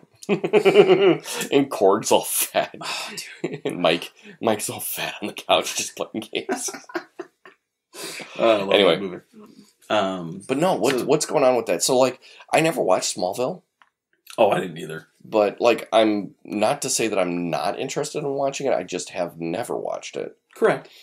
By no means I'm crapping on it. I just never had the for all I've heard, it was a fantastic series. Oh, yeah. Everyone lords it. So, I don't know who the actress is, what she played on the show. If she's not Lana Lang, it doesn't matter. No. I can't remember. I want to say she was... Hold on, let's look at this up. I got the power I can't remember. internet right here. I don't think she was the main character. Okay. I could be wrong. Dude, and that's even worse that she was a fucking side character. Well, and that's the crazy thing is the more stuff that comes out about this is the hierarchy that was behind it. Mm-hmm. And there was these big time producers that literally, like, the basis for this, they called it a self-improvement group is how they lured people in. Yeah, they were like doing like seminars and shit. Mm-hmm. And when the girls got to such a level, which was like 1 or 2 out of like 10, past the second level or whatever it was, sure, they were required to send weight and appearance check-ins. That's how it started, to their masters, which was whatever his face is that ran the damn thing. Sure. And then they were required to, stage 3 or stage 4 was send him daily nudes and text him dirty things. And then the whatever stage 5, 6, and 7, sleep with him whenever he wanted. Those are some crazy thieving levels, my friend. And it gets even worse. The final levels was they had to recruit more girls to start. It was a pyramid scheme for sex slavery. Ew. Yeah, and there was a lot of people involved in it. Gross. Yeah. So I keep up on that just because every article I read on that, I'm just like, how in the fuck could you think that this is a good idea? And now they're pulling in guys that were involved in it too, that went to these seminars. Mm-hmm. Allison Mack. There we go. The actress. Oh, yeah, she looks like she'd be a sex slaver. But yeah, and she denied it for the longest time because they brainwashed her so bad. Crazy. Yeah. Like, yeah. How the hell did we go from toys to I don't know. fucking That's sex slavery? Jesus. You know, because that's the way the fucking goulash is mixed, man. Allison Mack, what the fuck else has she been in? Not much. Really? She did a couple things. Let me see. All right, so here. Oh, she was number 2 on the list. She was in 206 of the 217 episodes. She was a supporting character. I just don't know if she was a main character. All right, what else has she been in? Smallville. Honey, We Shrunk Ourselves. She was in that. She played Jenna. Ant Bully? What the fuck? Ant Bully. Oh, that was a not Pixar or not. Someone that was HD. She was in Wilfred. I watched the fuck out of Wilfred. Did you ever watch Wilfred? That was with Elijah Wood as the sad dog, right? Yeah. Dude, that show was fucking awesome. Oh no, he wasn't the dog. It was The Australian guy was the dog. Yeah. Jason Gann. Yeah. And I actually watched the Australian version of Wilfred too, because that's how it started off. Oh yeah, she did nothing after Smallville. Like she did like 3 things. The Following, that's what it was. Oh, but looks like she was only really in just one episode. Season. She was like Julia Stiles and Dexter. Yeah, dude, no, she was only in 1 episode. Oh, that was Reunion. I thought it was the season. Yeah, but Julia Stiles' season was actually pretty good. Dude, that was so fucking warped. Yeah, dude. And the thing that upset me, it was dude, she was the voice of Power Girl. The Batman Superman animated movie, Public Enemies. Nice. But that season of Dexter, just Johnny Lee Miller being the dude putting people in freaking oil cans, I was like, oh, Johnny. What was he in? He was Dexter in that season. He was the maniacal serial killer that was killing girls and putting them in oil drums and dropping them in the swamp. It's been a while since I watched that. Oh, dude, that was the season that Dexter freaking cheated on his wife with Julia Stiles. That's right. Yeah. Yeah, but she was gonna die anyway. Well, yeah. I mean, if we're being honest, Julia Stiles is definitely way more attractive than Deb, but whatever. Oh, that's his sister, though. Ew. That's what I thought was kind of weird. I think about season 3 or 4, I found out that they were actually married in real life, and I was like, this is creepy. But I don't think that's the first time that's ever happened. Oh, of course not. All right, who was... By the way, arguably in contention, I'll throw it in the ring. Best opening theme song. For Dexter? Oh, God, I love it. What was the theme? That creepy string... Oh, yeah. As he's cutting the steak. And seasoning it. Yeah. Oh. But, like, at that point, like, because I'd never seen it before, I think it was out for 2 seasons before I jumped in. I'm like, is this motherfucker a cannibal? What's going on here? Yeah. But, yeah, no, because Julie Benz, how could you... Look, that's Julie Benz. Oh, she's a smoke show. Like, how would you... Like, look, Julia Stiles has always got a special place in my heart, but Julie Benz is banging, dude. Oh, yeah. Dude, when she was playing Boondock Saints 2, I was like... I forgot she was in that. She was also in the last Rambo movie, too. Yep. Yeah. Dude, she's gorgeous. V.C. Andrews' Heaven. Jesus. She was in the Training Day TV show. Oh, God. What? She was on Hawaii Five-0. I knew that, because with the freaking idiots from... what the hell is that? What are the twins from Ocean's movies? Oh, okay. No Ordinary Family. That was like... That had such potential. Like, a family of superheroes. I don't know if I ever watched that or not. Dude, it had Michael Chiklis in it. Oh, God, that's right. Okay, yeah. But yeah, they were all like a family of superheroes that were on the low. So, real life Incredibles. Yeah. Or, the Fantastic Four. But, like, it never went anywhere. It, like, lasted literally 1 season. And ABC's like, nah. So, again, probably means it was pretty good. Right. Well, this was also the same time that The Cape came out. Yep. And who remembers The Cape? I remember of it. I don't remember. I never watched it. I think it was canceled after, like, 4 episodes. Go figure. And Heroes. Like Swamp Thing? Yeah.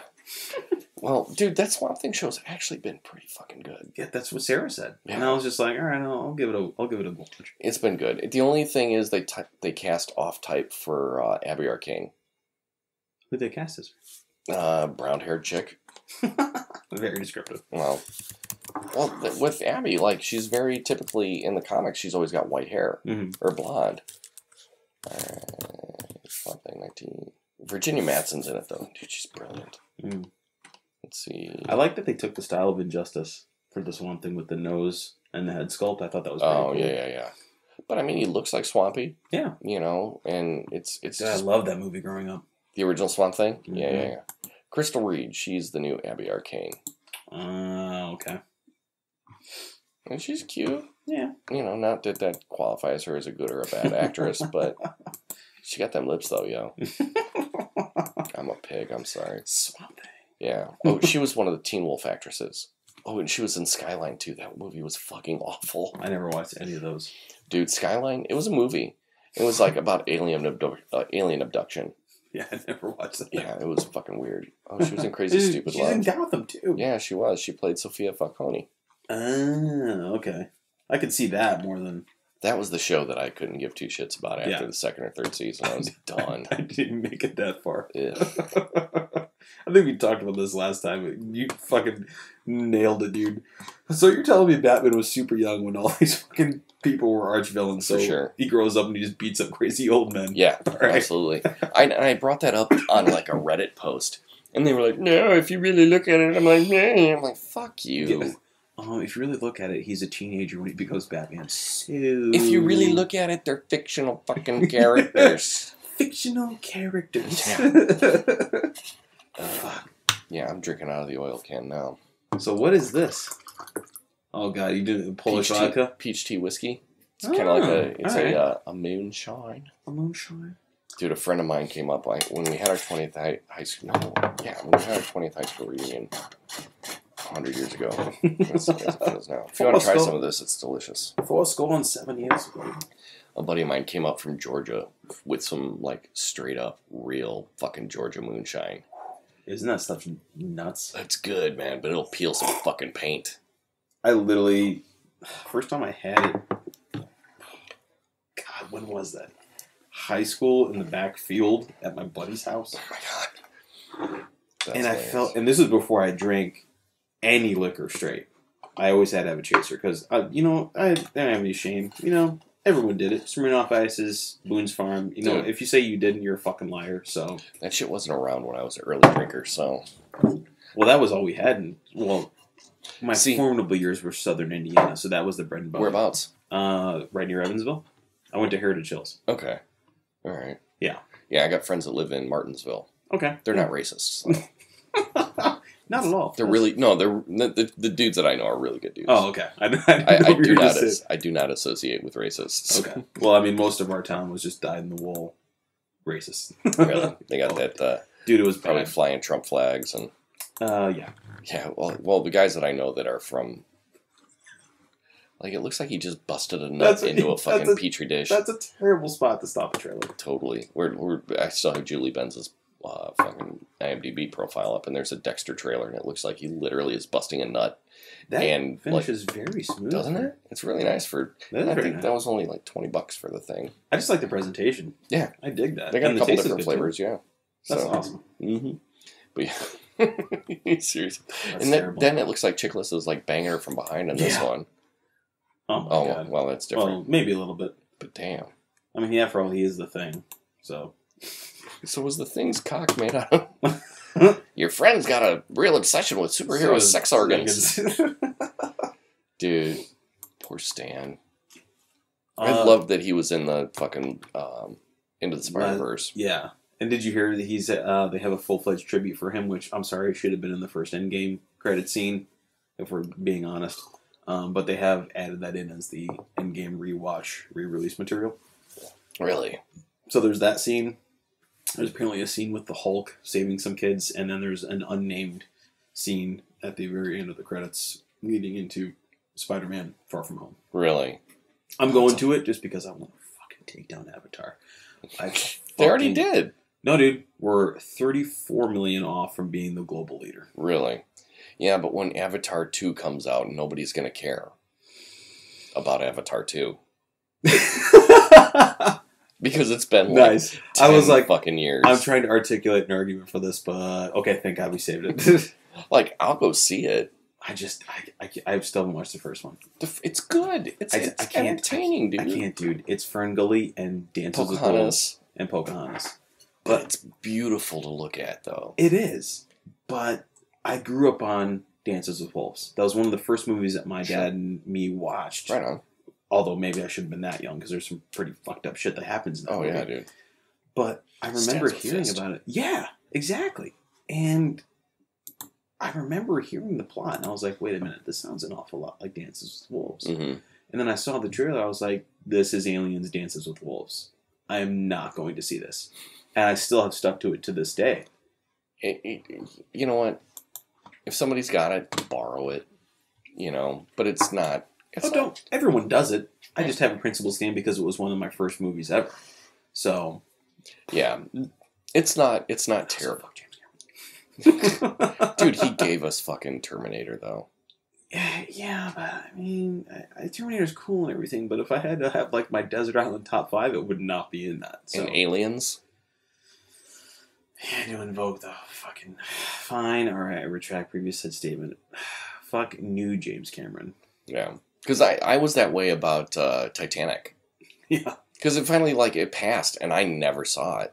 I unfortunately saw that movie. Well, but then they did, like, the 10-year anniversary or whatever it was in 3D. Yeah. So I went with my wife. Oh. It was an entertaining movie to watch. It's not bad. It's not awful. It's just not, like, I'm like, whatever. Okay, so it's a romance movie with a fucking tragic-ass ending. See, I'm weird about shit like that. Like, if... so, I'm trying to think of another example of the Titanic. Where you take historical events and turn it into a love story or a comedy or some stupid shit. What was it? Monument Men with George Clooney or something. Okay. Where they were stealing treasure from something. Sure. It almost reminds me of the Secret of St. Anna or whatever it was that Spike Lee did, kind of the same thing. Where they're taking events of fictionalizing past events. Exactly. Like, look at Saving Private Ryan. Paid perfect homage, brutally disturbing scenes because that's what happened. Sure.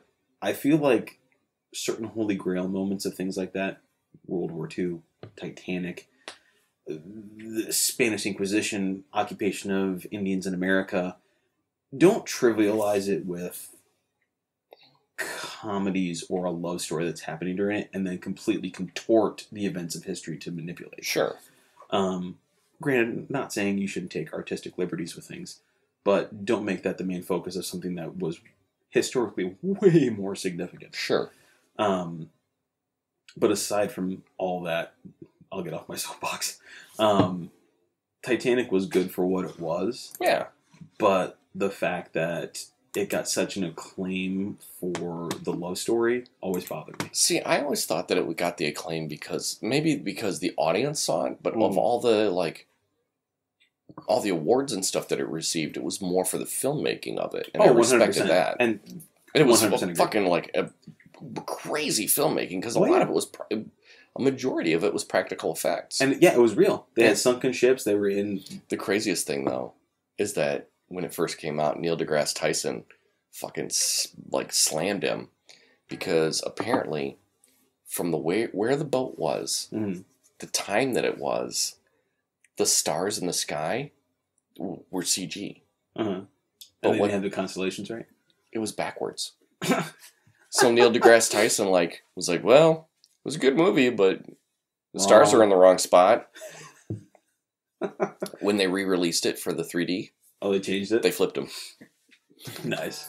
Right. Well, the biggest thing about it is if they had been that close to the ship when it went down, they would have been sucked under. Yeah, that too.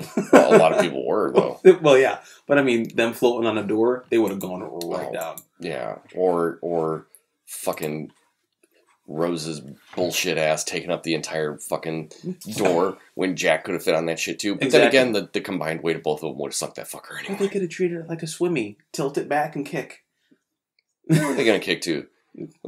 Middle of nowhere? It's fucking ice cold water, dude. Those bitches were going to die. And that old bitch at the end throws a fucking diamond in the goddamn ocean. What the fuck is wrong with you, you stupid old cow? Well, yeah, exactly. Slip that in Bill Paxton's thing. He needed it more than you did. For sure. R.I.P. Bill Paxton. Game over, man. Twister, game over. Dude, that was... You know that one of the biggest seller action figures that just came out was his scared face from Aliens. Really? Action figure shit again, but NECA, who does all the big movie figures, they released his terrified face from Aliens where he's game over, man, where he's losing his shit. Yeah. One of the best scenes in the movie. He's like, they put that on an action figure and it sold like hotcakes. And I was like, that's a little warped. That was mid-stage mental breakdown in that movie. That was a very pivotal moment. Sure. And they put that in an action figure and I have got to get an action figure of that dude's pain. That's immediately what I thought about. That's pretty fucked up. Right? In one of the, the most glorious acting moments ever that I've seen in film is from the first Alien movie. Okay. Just straight up Alien. Mm-hmm. And it was Abel. Okay. The android. Yeah. When, he's finally caught and he's all Ripley fucking, I don't know, I can't remember what the entire thing that went down, but he ends up, shorting out. Yeah. And the actor I think it was Ian Holm. It's whoever the guy was in Millennium, one of the most fucked up television shows ever. Well, he was also Bilbo Baggins. In The Hobbit, yeah. No. Yeah. No. Mm-hmm. All right. I'm talking first Alien, right? Yeah. No, Bilbo was the British dude. Yeah, he's British. Ian Holm. Bam. He played Bilbo Baggins in The Hobbit. In The Lord of the Rings. I'm thinking of... You're thinking of Martin... the second one, you're right. Yeah. You're right. So, but yeah, all he does is he throws his hands up in the air, goes, yep. like rolls around the room. I'm yep. like, really, dude? Yep. This is fucking horrible. Mm-hmm. So, but yeah, as far as toys from me, these guys behind me, my pops are about that at what I've got for the most part. You're so lucky. Why? Cocaine would be cheaper. Yeah, it can be. At the point I'm at, and I'd be skinnier, I'd be just as broke, but cocaine would be cheaper. Yeah. Oh my god. But that Voltron that's up there. Original? Yeah. It looks original. Yeah. My mom took it away from me when I was a kid. You know why? There's lead paint in it. They fucking did a recall on that shit. Nice. I wish I still had the box for it. That's awesome. Because I would flip that shit. Oh, yeah. And these guys up here. I tore them shits out of the box. Immediately. Those are actually signed by Frank Miller. Oh. See the Frank Miller at the top? Those are the COEs? Yes. Or Very COAs. Nice. Very nice. Yeah, I had him sign those at C2E2 3 years ago. That's dope. Yeah, dude. And he didn't even know that those were a thing. I'm not surprised. Frank Miller strikes me as someone who might be held up in a cabin somewhere, writing 30 novels and just comes down every 5 years and just right. gives them to people. Well, it was weird because every story about Frank Miller I had ever heard is he's just a curmudgeonly old asshole. Exactly. Total dick. Yeah, like he'll show up for a signing and then just be a dick to everybody. Mm-hmm. He was so cool to everybody. He was the nicest fucking dude. Was he drunk? I don't know. Now, contrary to that, Brian Azzarello, total fucking douchebag. Why is that? I'm pulling a blank. He's written tons of... He wrote Batman Damned. Ah, there we go. Okay. And... Batman Dick Side Shot? Yeah, which I have a 9.9 of. CGC graded. Oh, literally, that exact moment when I turned that comic down, when Dwight was like, dude, I got a new Batman thing in, and I said no to, I literally second guessed every fucking #1 ever now because of that fucking book. Yeah. I have the Jim Lee variant for it. God. I got it CGC'd at C2E2 last year. It's a 9.9. How much is it worth now? I have no idea. But you know what, though? I'd sell that so fucking quick. Nope. Sitting on it. For Batman dick? You're holding on to Batman dick. I will hold Batman's dick for the only end of time until my kids need fucking college tuition or some shit. You know they made a fucking pop of Batman Damned? Did they really? Yeah. Like a custom pop or? No, it's in the rotation for Batman's 80th. Really? Yeah. Dude, Bermejo's art in that was fantastic though. From what I've seen I haven't read the book yet, but from what I've seen from it, I liked it. Mm-hmm. I like the... It really is in the same vein of their... Did you read their Joker? Bermejo. No, I did not. Oh, dude, Joker by Azzarello and Bermejo is fucking brilliant. That was the first one where it had the close up on his lower face and mouth and the smudge. Yes, okay. yes. Yeah. And that one, and then they did a Luther as well, which was equally I didn't know as it was good. The same guys. Mm-hmm. Okay. Equally as good. When those two work together, they just fucking Bermejo's artwork is just detailed, crazy detailed. Because Lee Bermejo also did the Batman Noel, which I never read. I haven't gotten it yet. Yeah, but I haven't. I'm a Batman Christmas story. I don't give a fuck. I love Batman, but there's only so much time in a day. Exactly. But I've met Azzarello on a few occasions, and nice. Did you see the animated adaptation of The Killing Joke? Yes, and the opening scene for that was I was in the theater so excited about it. Mm-hmm. What do you mean Barbara Gordon has sex with Batman? Yeah. The fuck? Yeah, she's 17. Yeah. You know? And that's the thing that was most disturbing about that was how everyone was defending it. They were like, well, they had to have some extra story, and it gives depth to the characters. No, they didn't. The story stood on its own. Exactly. And I wanted to be like, it could have been a 30-minute animated movie. You still could have gotten the same amount of money out of me. Yeah. You know who wrote the script for that? Brian Azzarello. Mm-hmm. Well, it's no wonder that he and Frank Miller are kind of writing partners recently because they apparently hate women. No, perfect. Yeah. Well, that was literally, I remember just being like, they're not going to do this. They're going to have that like awkward moment, and the Batman's going to go, no, you're like a daughter to me. No, we banged. Okay. Yeah, cool. It's fucking weird, dude. And like the overtly swishy gay guy that they had, like that was her best friend. I'm like, that's like, I'm not one to like hold on to canon tightly. Mm-hmm. But who the fuck was that guy? Well, and there's also the stereotype of, okay, if we're going to make Batman, be a father figure, and then he's going to sleep with her, then he had to be, we're not going to talk about it, we slept together, but... Yeah, I'm gonna just keep you... It's going to be like... don't text me back, bitch. Right. Like, that's basically what he did. You totally... Like, have you ever seen those College Humor Batman? Oh, my God. You totally sucked my dick. Like ink swallowed. God, dude. Oh, those were so good. Whoever was writing for that year... It was brilliant. When he has the fucking detonator and he's talking to Talia al Ghul. Mm-hmm. Oh, fucking Bane. But we know that you and Bruce Wayne are the same guy. No, we're not. No, we're not. Then why are your eyes black around your... You forgot to take the black around your eyes. No, I didn't. The best... What does the fucking S on your chest stand for? It stands for hope. Well, hope starts with an H, you fucking idiot. Come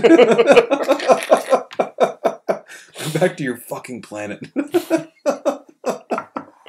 Oh, God, I love it. That whole... And they did one... It was one where... I want to say it was him and Gordon...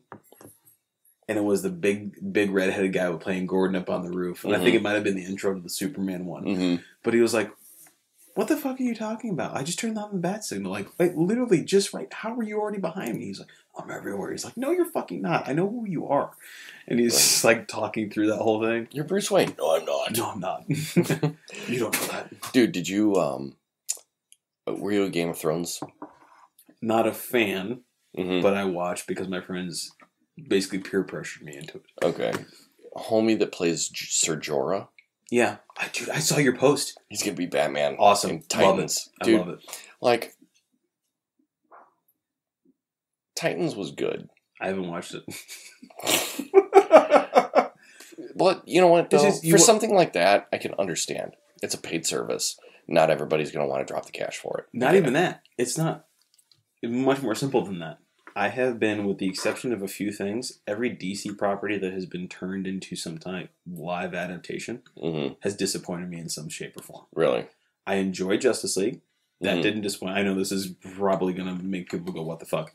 I enjoy Justice League. Yeah. And Batman Superman, I will still say I enjoyed. Because I've been waiting my whole life to see Batman kick the shit out of Superman in the live arena. Even to see those two in the same movie together. Exactly. So I'll never say a bad thing. Yeah. Was it a little bit long? Sure. Was it bad? No. I have no qualms. Like, the whole Martha thing, like... Is your mother's name Martha? Right. But I mean... My name's Martha, too. But I get it. It was a trigger for Bruce Wayne. Yeah. Like, he needed that to realize that there's... Despite the fact that he's this fucking powerful alien, there's humanity in him. Exactly. You know? There's something that binds them together. You gotta say Martha. Why did you say that name? Martha. Right?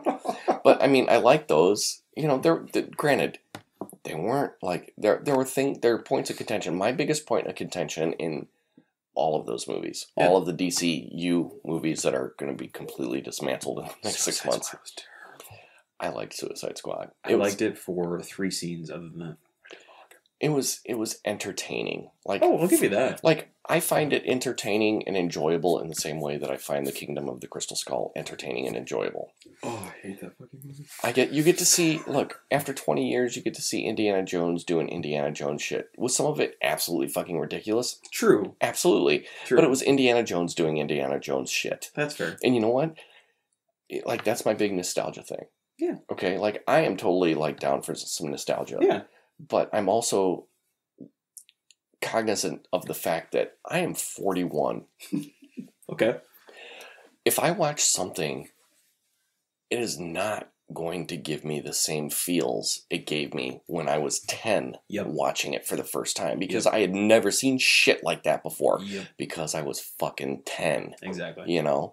So 40 years later, or, you know, when Kingdom of the Crystal Skull came out, I was what, 35? No. 30? Yeah. Something like that. Wait, no, it came out more than... What? No, I wasn't with my wife yet, and my wife and I have been together for 9 years. That came out pre-college. It had to have been. Alright, come on, IMDb, don't fail me now. But Kingdom. I 100% agree. You can never, just like Star Wars, there's 2008, it was 11 years ago. Jesus Christ. I know, dude, we old Billy. Yeah, right. But yeah, like, so, like, the thing, like, I get it. Like, Superman... look, can we get past Christopher Reeves already?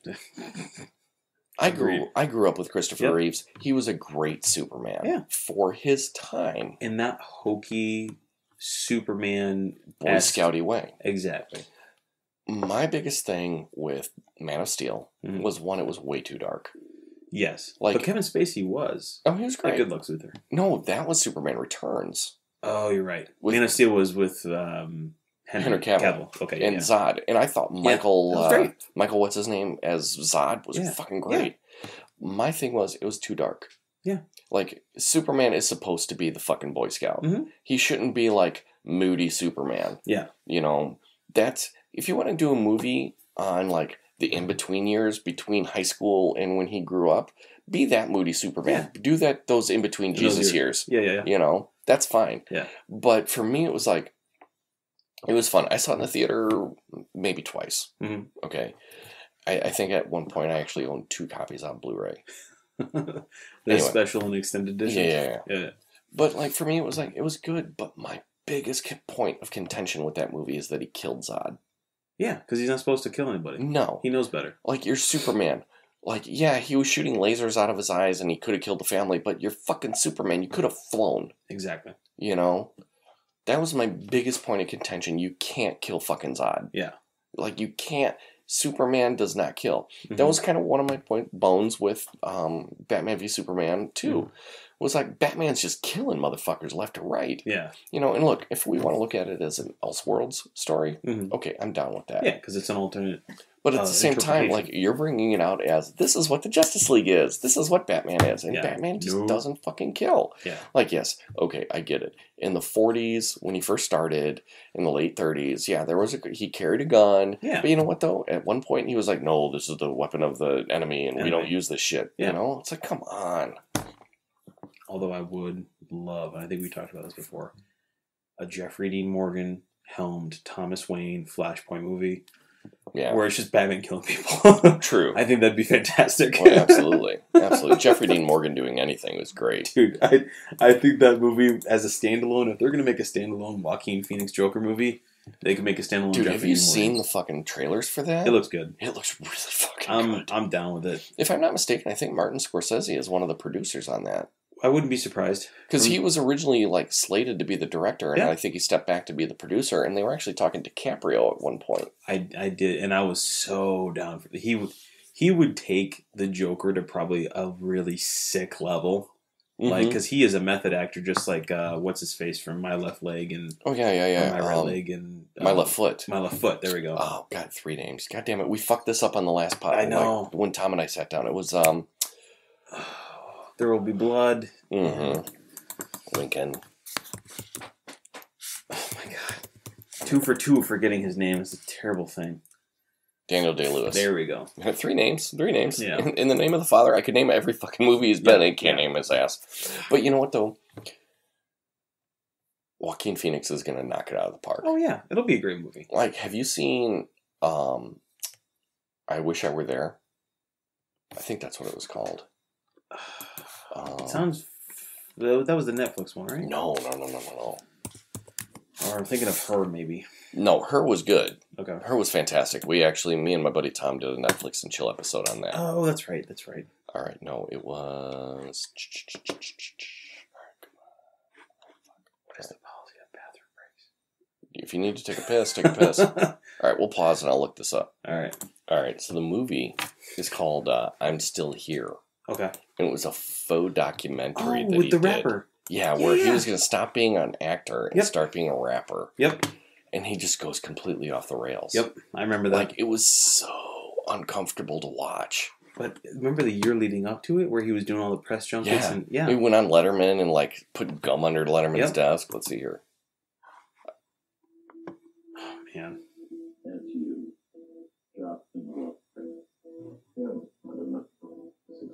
Oh, God damn it.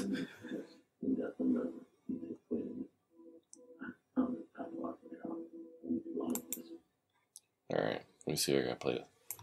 But, like, he grows his beard out and he's just fucking... And his raps are so he's bad. just the worst. Oh, my God.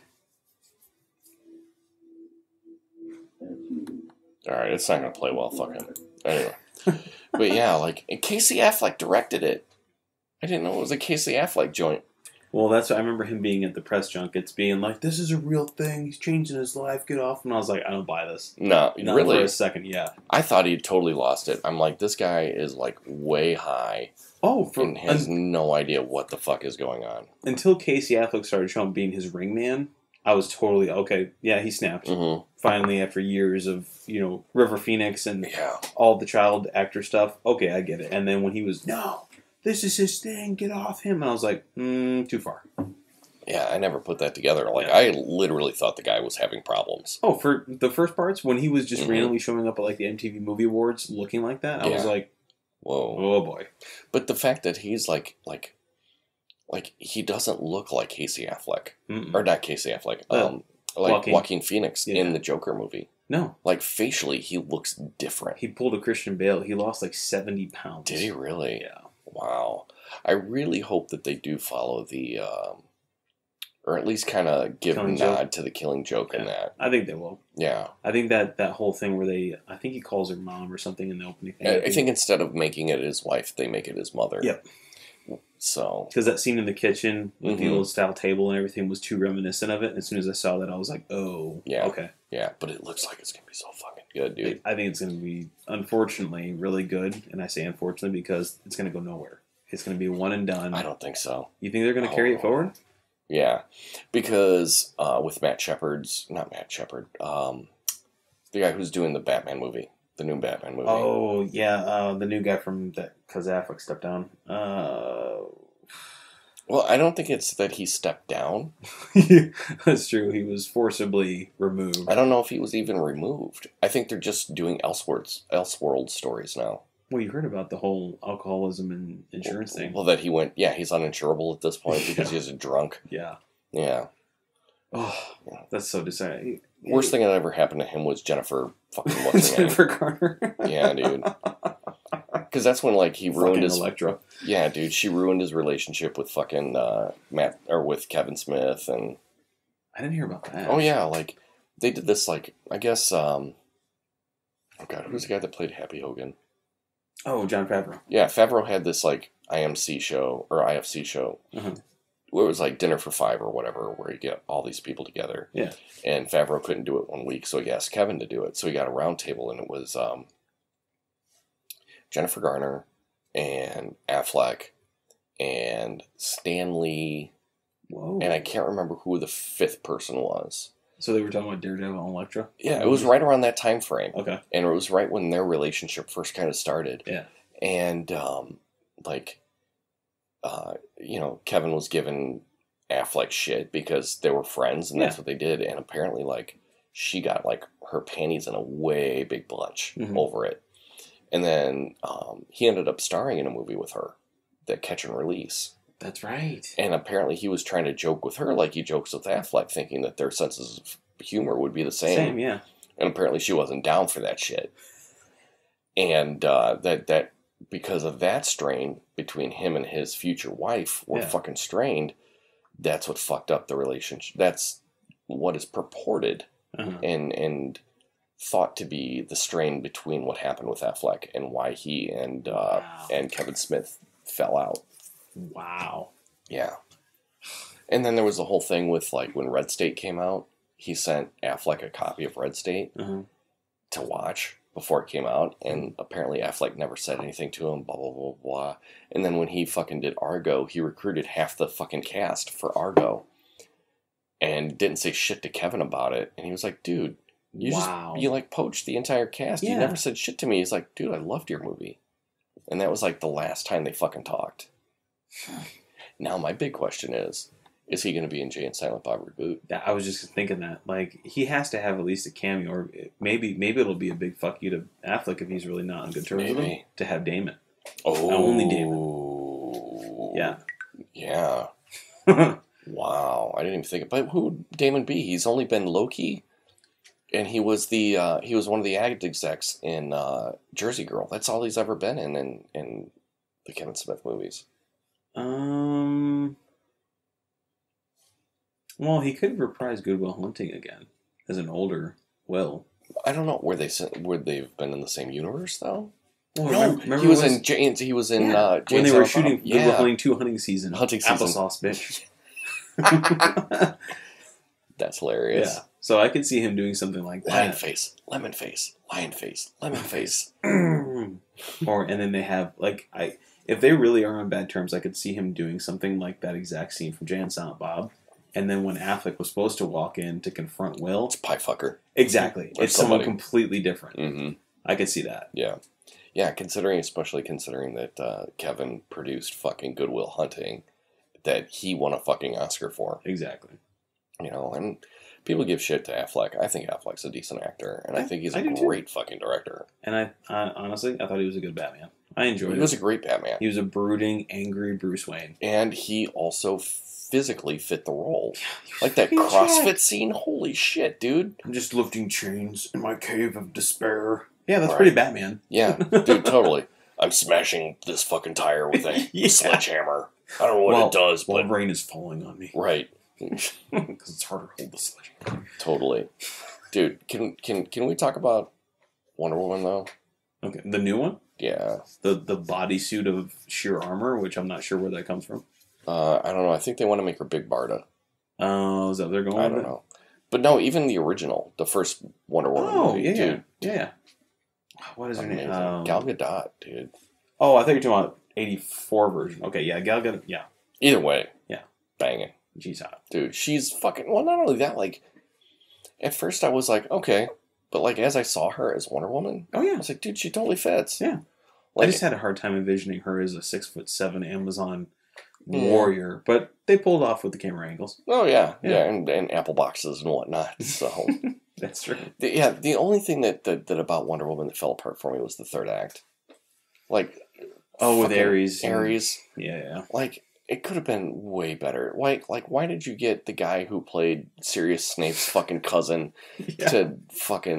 To end up being the god of war. Yeah, like some weaselly little fuck is going to be the god of war. Like... Well, he was hiding in plain sight. It was stupid. Yeah, I agree. Dumb. Just like Steppenwolf being the villain in Justice League. Stupid.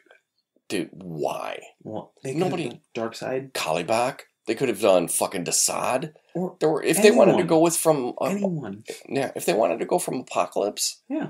Like, dude, the Female Furies, fucking Granny Goodness. Granny Goodness would have been sweet. Dude, Granny Goodness would have been a fucking great, like, villain for that. Who would they gotten to cast her, though? Fucking Kathy Bates, dude. Oh, Jesus. Kathy Bates would be an awesome Granny Goodness. Yeah, all right.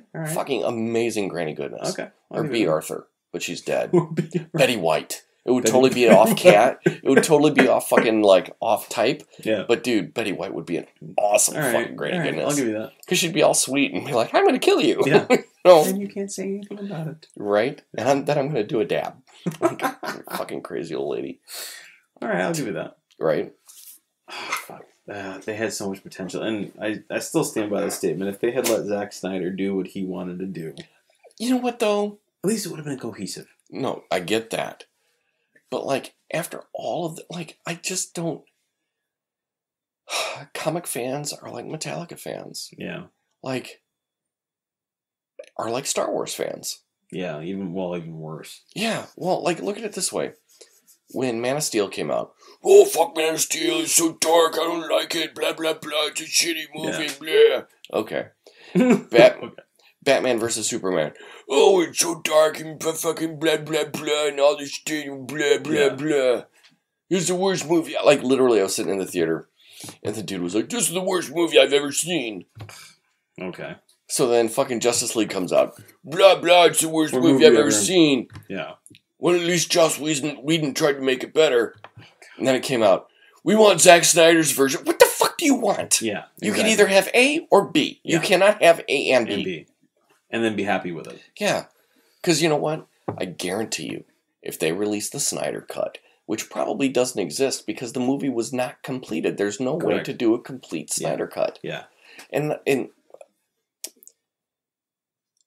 to call it the Snyder Cut is fucking rude. Yeah. Because you know what? He did not cut the film. No. He was not the editor. Mm-hmm. Like, he shot it, yes. But, like, if Warner finally buckles, which you would think they would because they like money. Yeah. They need money. They need money. That if they put out that Snyder Cut, people would bitch about the Snyder Cut. Yeah. Oh, well, you totally fuck it all up and blah, blah, blah. Like, honestly, I only got into comics about right around the time I met my wife. Okay. Like, I was when I was a kid. But I got away with it for whatever reasons here and there. And then years later, I finally got back into it. Mm-hmm. And I was super hesitant to get back into it because of comic book guy from The Simpsons. Becoming the uber... Not me becoming... outside nerd. But like walking into a store and being like, well, you don't know what this is. Well, you mean you didn't read the last 12 years? Yeah, I'm like, no, I'm sorry. I was doing drugs and getting laid. Like, what do you want me to do? I was living my life. That was the biggest apprehension. You need to... No, I'm good, man. You forget I got to do another one of these tomorrow. That's true. And deal with my family and take my wife out to dinner for our anniversary. Oh, so you were extra good. Yeah. I just have to clean the garage. Woo! I thought I finished it before I went to... I got plenty of shit to do tomorrow, too, so... Yeah. But I may have one of those beers you brought. Dude, have you had them yet? The Speed Freedoms? Oh, dude, they're so good. They're the all-time favorite summer beer now. It's a peach sour? Yeah. I took a gamble. I didn't know if you were into sours, but... Dude, I had a sour last week from Riverlands Brewing in St. Charles. Okay. And they called it like the Rainbow Unicorn. Dude, it was fucking amazing. It was super good. I used to hate sours, and now I really dig them. I was that way with Saisons. Yep. Like those are very polarizing. Because the first time I had it, I'm like, man, who put a fucking farmhouse into my goddamn beer? Yeah. And now I love them, and they're hard to find. Yep. Like, nobody makes Saisons anymore. Because they're hard to do good. Yeah. You can make a shitty Saison all day. Yeah, and fucking, I had a really bad Saison at New Belgium in Colorado. Sounds about right. Yeah. They make a really bad sour, too. Do they? Yes. But they make a lot of good other things, they do. Though. Dude, as a brewery, won't speak bad about them, but there are a few beers that have been lauded as being good. They're not good. In my opinion, anyway. It's good. Not too peachy, though. Mm-mm. Not as peachy as I would have thought. But I like thing I like about that is it's very smooth. Mm-hmm. It's only 4.5. You could drink like a fuckload of these. And that's why I like it as a summer beer. You could be out grilling, mowing a lawn, whatever. It's like a refined Corona. Yeah. Well, I like Gozas. G-O-Z-A. Gozas. Uh-huh. They're like a sour. Okay. And they're really good as well. Oh, the beer type. Yeah, beer. I was like, beer brand? Wait, you're like, Gozer. Yeah, and I was Gozerian? like... Yeah. He who should not be... Wait, never mind. That's Voldemort. Yeah. Oh, God, what was it from... Ghostbusters 2, son. No, no. Gozer is the first one. Was it? No. Yeah. Gozer the Gozerians, 100% first one. Was it the first one? Yeah. The Traveler, when she's up on the roof, dude, with Marshmallow, Stay Puft. Okay. It's the first one. But it's... where's she from?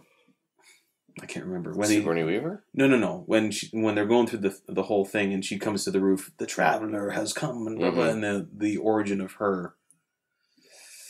Zool. I just remember there's only Zool, but I haven't watched the original Ghostbusters in years. Oh, that was that's the first experience. That and Stripes was Bill Murray. Nice. That was my first introduction to him, and then when I got a little bit older, I got to watch Caddyshack. Oh, goddamn, Caddyshack was so fucking good.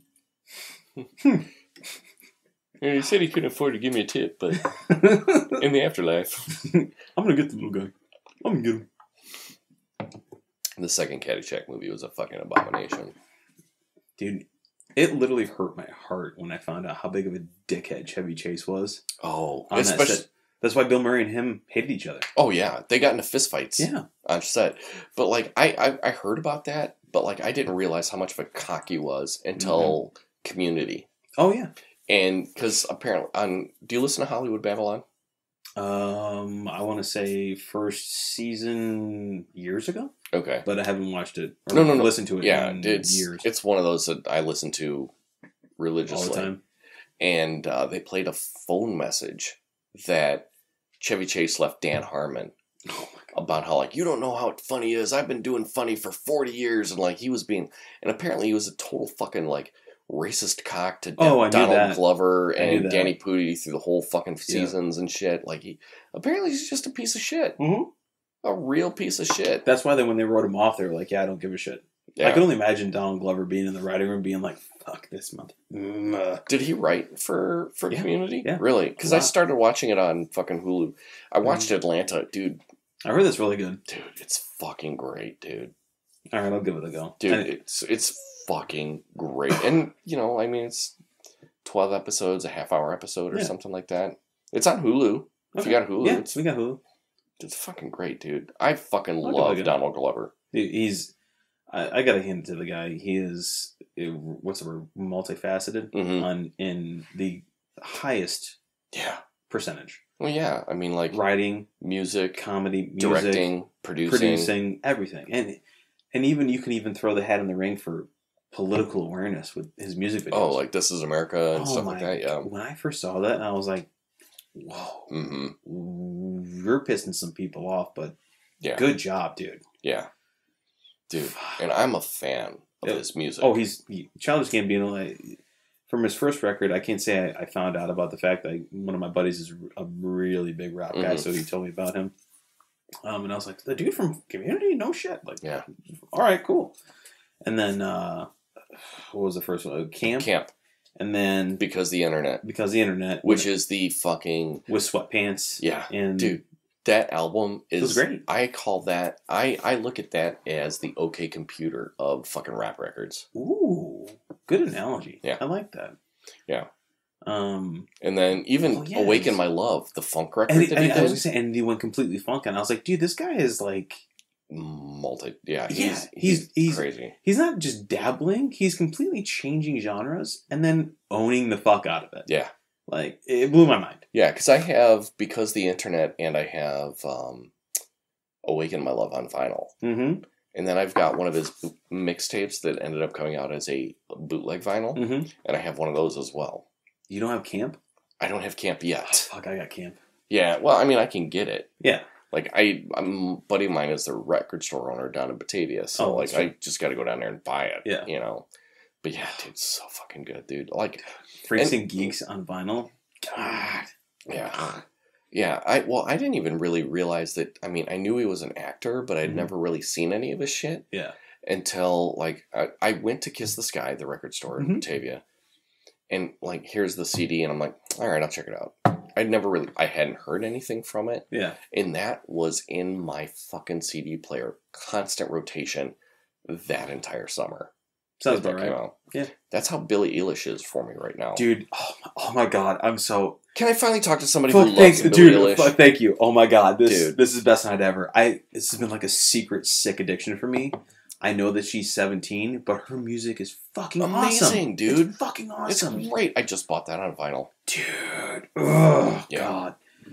I don't know what it is about her. She has like this creepy, weird Slipknot vibe, but then she sounds like Lorde, and then she kind of raps. I'm just like, fuck, dude, how are you so fucking talented at 17 years old? Yeah, I, for right or for wrong, compared her to Cobain lyrically. Oh, yeah. Like, she has the mind of like a 30, 40-year-old. Yeah, dude. It's crazy. Mm-hmm. And people are all, oh, she's so young. She doesn't, she doesn't know what she's... Do you hear the lyrics? Yeah. Like, she's not singing teeny bopper shit. And you know she writes her shit, right? Yeah. Her and her brother. Her brother's the guitar player, and her family is like her fucking production team. Yeah. Oh my god. Yeah, and then like, dude, some dude got taken down hard on Twitter for being a dick to her on Instagram. The body shaming thing? Yeah. And I was like, hey, pedophile, by the way, she's 17 and you're commenting on her boobs and posting pictures of her in a tank top? You should probably sleep in fear. Well, that's the entire reason why she always wears like those big baggy clothes anyway. Exactly, because she didn't want to be sexualized. Yeah. And when I read that article, I was like, fucking dude, another reason why I respect you. Yeah, like, for sure. And she's a beautiful girl. Yeah. She's absolutely gorgeous. She looks like ScarJo, in my opinion. A bit, yeah. Like a young ScarJo. Yeah, I could see that. Yeah. Like Ghost World era ScarJo. Yeah, exactly. Yeah, for sure. I could see that. But like, yeah, totally. It's like, but that fucking record, dude. Yeah, I randomly, how did I find out about? Oh, Dave Grohl. So he brought her up. Yeah, he was doing an interview, and it was right after I want to say the Wrigley show, because I randomly got tickets for only $100 for that. First night or second night? Second night. I went first night. Dude, those were so expensive. Oh my god. The first night seats? $300 for fucking. Oh my god. I bought them fucking when they went on sale. I was in third balcony, but it was fine. I got for second night $99 behind the dugout. Nice. Dude, it was fucking awesome. I've seen those guys probably 15 times. That was my first time, and I've always loved Foo Fighters, but I went through this weird thing where I lashed on the Punk, and Punk became like the only thing I saw live, and that whole shtick. Dude, if it's not $9 a ticket, go fuck yourself. Well, not quite that bad. I wasn't the guy with the studded leather jacket. I wasn't a true punk. I always wanted to go to the Fireside Bowl, but I always figured I was too hippie and I'd get my ass kicked going in there. And the only people that got their ass kicked were neo-Nazis. So I think you would have been okay. Fair enough. Yeah. But I never, like, the really weird thing is I got into Foo Fighters way before I got into punk. Mm-hmm. But I never went to a Foo Fighters show. Really? Because I latched on to that dude, drive-through era punk, I just fucking got it. Sure. In blink and just went. Green Day, too. Mm-hmm. Dude, I've seen Green Day a bunch of times, too. I saw Green Day at the Riviera. Is it the Riviera? Yeah. I saw Offspring at the Metro. Dude, Offspring was another band I got into super early, too, and I never saw them until much later. Mm-hmm. I saw Foo Fighters at the Riviera. Saw them at the Aragon. That would have been dope. Dude, I've seen Foo Fighters pretty much everywhere but the Metro. That's cool. Mm-hmm. Yeah. But they are, I'll tell you what, I regret not seeing them earlier because, god damn, are they a rock band. Dude, they're a fucking... Oh my god. And people are always kind of giving them shit because they're... Because they're fucking jealous. Well, I mean, for one, it's like, oh, they're making dad rock. You know what, though? I'm sorry, have you listened to Everlong? Well, but then again, that song is 23 fucking years old. True. But at the same time, if you think about it, like, even if you listen to the newest stuff, like, they are the stadium rock. Yeah. Like, they're the Who of our generation. Now, granted, very well put. I won't say that they are as pushing the envelope musically as the Who did back in their day. Well, but if you just compare drummers, not to say that both of them are equal, Tyler and... Oh my god, why did I just blank on the drummer for the Who? Keith Moon. Keith Moon, thank you. Tyler. Taylor Hawkins. Sorry, Taylor Hawkins. Hawkins is good. But he can sing. Oh, yeah, he can play guitar. Mm-hmm. He can do a lot of... And rhythmically, Dave Grohl gives him a lot of credit for a lot of the composition. Yeah. For me, though, like, the last time I saw the Foos, it was a great show. Mm-hmm. I will never take that away from them putting on They put on a fucking show. Yes, they do. They are the hockey of rock and roll shows. Oh, god damn, that's good. I like that. Like, dude, Dave Grohl falls off the stage, breaks his fucking leg, finishes the fucking show. And then the rest of the tour has a throne? Yeah. Fuck. I saw him on the Throne tour. Seriously? Yeah. Oh, that was the first time they played Wrigley. Oh, god. That was on the Sonic Highways tour. Mm. And he had the throne before they gave it to Axl Rose for falling off the fucking stage and breaking his leg. That's awesome. But yeah, no, they played at Wrigley. I saw them both times I played for Wrigley. Yeah. The only disappointment was this newest album is a decent, solid record. Mm-hmm. Concrete and Gold. Yeah. They only did like 2 songs off of it. Yeah. God, that broke my heart, dude. Fucking, I wanted to hear Arrows, dude. Arrows I've never heard that one. Not. Oh, dude. That could have been on the Wonder Woman soundtrack. Okay. I'll play it for you when we wrap. Just Okay. remind me, because I always say that. Oh, dude, we'll do this after we wrap. And then I always forget. Never, yeah. But, like, dude, if you haven't heard Concrete and Gold, it's a good, solid fucking record. It's good. But Arrows is on that fucking record. Okay. And it's a killer fucking tune. Mm-hmm. Like, fucking killer. See, that's full admittance. I followed them all the way through. What's the one with the buffalo on the front of it? I've got another confession. Okay, so that's I loved everything through there, and then sometime in college-esque, I fell off hard. Got back into In Light and Wasting Light. Wasting Light, dude. Wasting Light's a great record. That's pulled me back in, and then it fell off again. And then when they started touring, got into. Was it Sonic Highways? What's the one with... Sonic Highways, well, that was the next record. Okay, so then... So Sonic Highways was the one that they did the HBO series for. Okay, I guess I did keep up with it. And then when I watched his documentary on HBO about the soundboard that he got from... Yeah, that was Sonic... Sound City. Yeah, there you go. Watched the documentary on that, and I was like... Yeah, that was right around the time that they did Wasting Light, because they recorded Wasting Light on that soundboard. That's what it was. Okay, so that's pulled me in, and then I listened to that. Sure. Yeah, that was a great fucking record. Yeah. Like, the last couple songs are a little slow and kind of... But, like... They're bored. They've done the rock thing. They want to try some other stuff. And I get that. Yeah. And I will never not be behind that. Yeah. You know, but at the same time, like... Dude, Concrete Gold was a good fucking record, dude. I listened to it once through before the concert because I wanted to get caught up, and I didn't not like anything. I just haven't replayed it since. But dude, Arrows could have been like every time I hear Arrows, I picture scenes of like Wonder Woman fucking shit up in my head. Okay, like it's just that's my fucking jam on that record, dude. On that I read these down so I don't forget. On Concrete and Gold, they had Justin Timberlake came on and did fucking vocals. Like, you would never know it. He does, like, background vocals. I don't remember that. Paul McCartney plays drums on one of the songs. I heard about that. One of the guys from Boys to Men does vocals on one of the tracks. Oh, my God. Yeah. Yeah, they did this whole, like, weird animated rotoscope video on YouTube talking about the record. It was really kind of cool. I'll have to look at that and see which one it is. Arrows...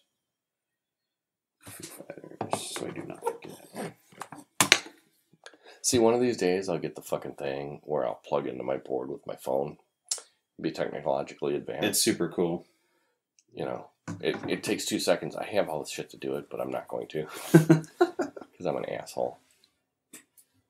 Yeah, let me see. So how do we get on? We were talking about Wrigley and food. Dude. Where do we go from here? Ah, yes. Okay. Yep. Dude, this got the slow-mo intro from Wonder Woman. Yeah. Like, it totally would fit in a Wonder Woman movie. Yep. Mm-hmm. Dude. You know what I initially thought of when I heard this song? Darling Nikki. The cover of Darling Nikki. They did a good cover of Darling Nikki. Yeah. They also did a great cover of, oh God, my mom's... Why are you awake? Yeah, Kristen just texted me. She's like, I hope the podcast is going well. What's your girlfriend's name? Kristen. My wife is named Kirsten. We talked about this. Did we? Yeah. I don't know. I was fucking tired. Yeah. I had way too much Grey Goose. Yeah, out of a bottle. Dude, well, if we're being honest, Dwight had a little bit more than I did. Well, if we're being honest, Dwight needs to stop drinking. I came in, well... I don't want to do him dirty, but just suffice to say, we'll leave it at that. For a homie that has a stroke, dude, lay the fuck back. That's kind of, Sarah's like trying to low-key drop that on him. Mm-hmm. Like, hey, maybe go for a walk, maybe not put that Tito's in your soda. Like, look, or yeah. What was it? What did he put Tito's in the other day? No, he mixed Tito's in fucking tequila in a his fucking Coke. Vanilla Coke. But this is coming from the dude that I'm going to put you on blast, Dwight. A fucking Reese's peanut butter and an Almond Joy sandwich together. You sick son of a bitch. And enjoys it. Not even like a weird bet. Like, this is his candy bar of choice. Right. Dude, seriously. Ugh. It was just some fucking nasty shit, dude. I mean, this is I can't wait for him to hear this. He won't. That is also true. That is the Chad Jaeger cream soda of candy bars. He has no leg to stand on whatsoever. Yeah. It's like, bitch, come on. Fucking crazy ass fucking. And it's interesting, like, so how did you get wrapped up in the Dwight's thing? So because for me, I moved here from DeKalb. Okay. Like, I grew up in Aurora, but ended up moving into DeKalb. Yeah. When I first started buying comics, I bought comics from a shop out there. Mm-hmm. When we moved here, I continued to buy comics from that guy. I'd go out there quarterly and pick up my books. So I'd like dropping like $300 a quarter. Yeah. And it finally got to the point where he ended up selling his shop and moved out to Dixon. And I'm like, I'm not driving to fucking Dixon. No. So I kind of like just picked up my books wherever. Sporadically. Yeah. And then I found Dreamland. Yep. And then dealt with them for a bit. And then Dwight bought the shop. And then Dwight moved over here. Yep. Or there. Yeah. And then to here. So that's how I met Dwight and Sarah. That's fucking wild. So when did you start shopping at Dreamland? How long before they sold it? Oh, God, it was years. Because we've been here, like, my wife and I have been married, like I said, we got married 7 years ago. Okay. So almost to the day? No. Yeah, pretty much. Well, it was last month. Yeah. Oh, okay. Yeah, our anniversary is on the 12th of June. Oh, you're just celebrating tomorrow? We're celebrating tomorrow. Okay. And I was like, wait a minute. like, my wife's folks are kind of snowbirders. Okay. But they've also got 3 other grandchildren that live in the area, so they're they're vested. Yeah, and then my mom lives in Aurora, but doesn't have stable transportation, so can't really rely much on her to watch the kids. That, and she threw the fuck out of her back, so she can't really like lift the baby up to put him in. Like, he's not a baby; he's 2, almost 3, but she can't lift him up to put him in bed anyway. So like we don't get an opportunity to get out very often. So when we take those opportunities, we take them. Exactly. So where was I going? Anyway, comic stores. Yeah, how we got involved with so, so my wife moved in here in December of 2016 or December 2011. We got married. I was like, wait a minute. Yeah, it's been a minute. Continuity. Yeah. We moved in here. I moved in June, right after we got married. I moved in. Okay.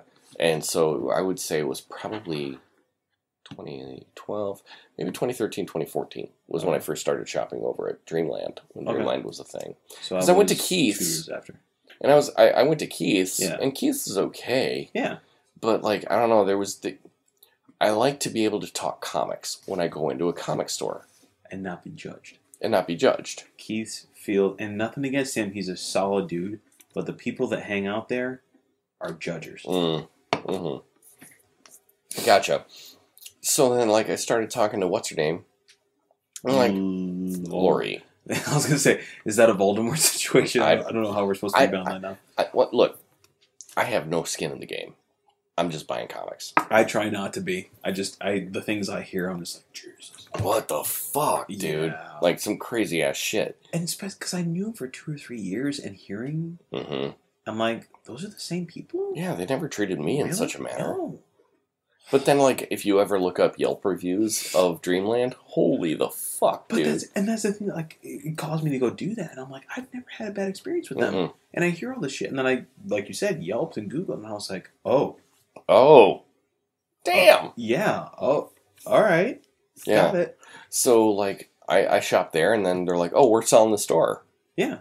Like, a month and a half after they opened up the store. The new mall. one. Yeah. And even, like, I went in there and I'm like, the mall one was... Yeah, it was like, what are you doing? Yeah, you have no idea. Like, if you... Like, obviously you have backstock, because you constantly on your website have shit. Like, there's tons of shit on the website. Yeah.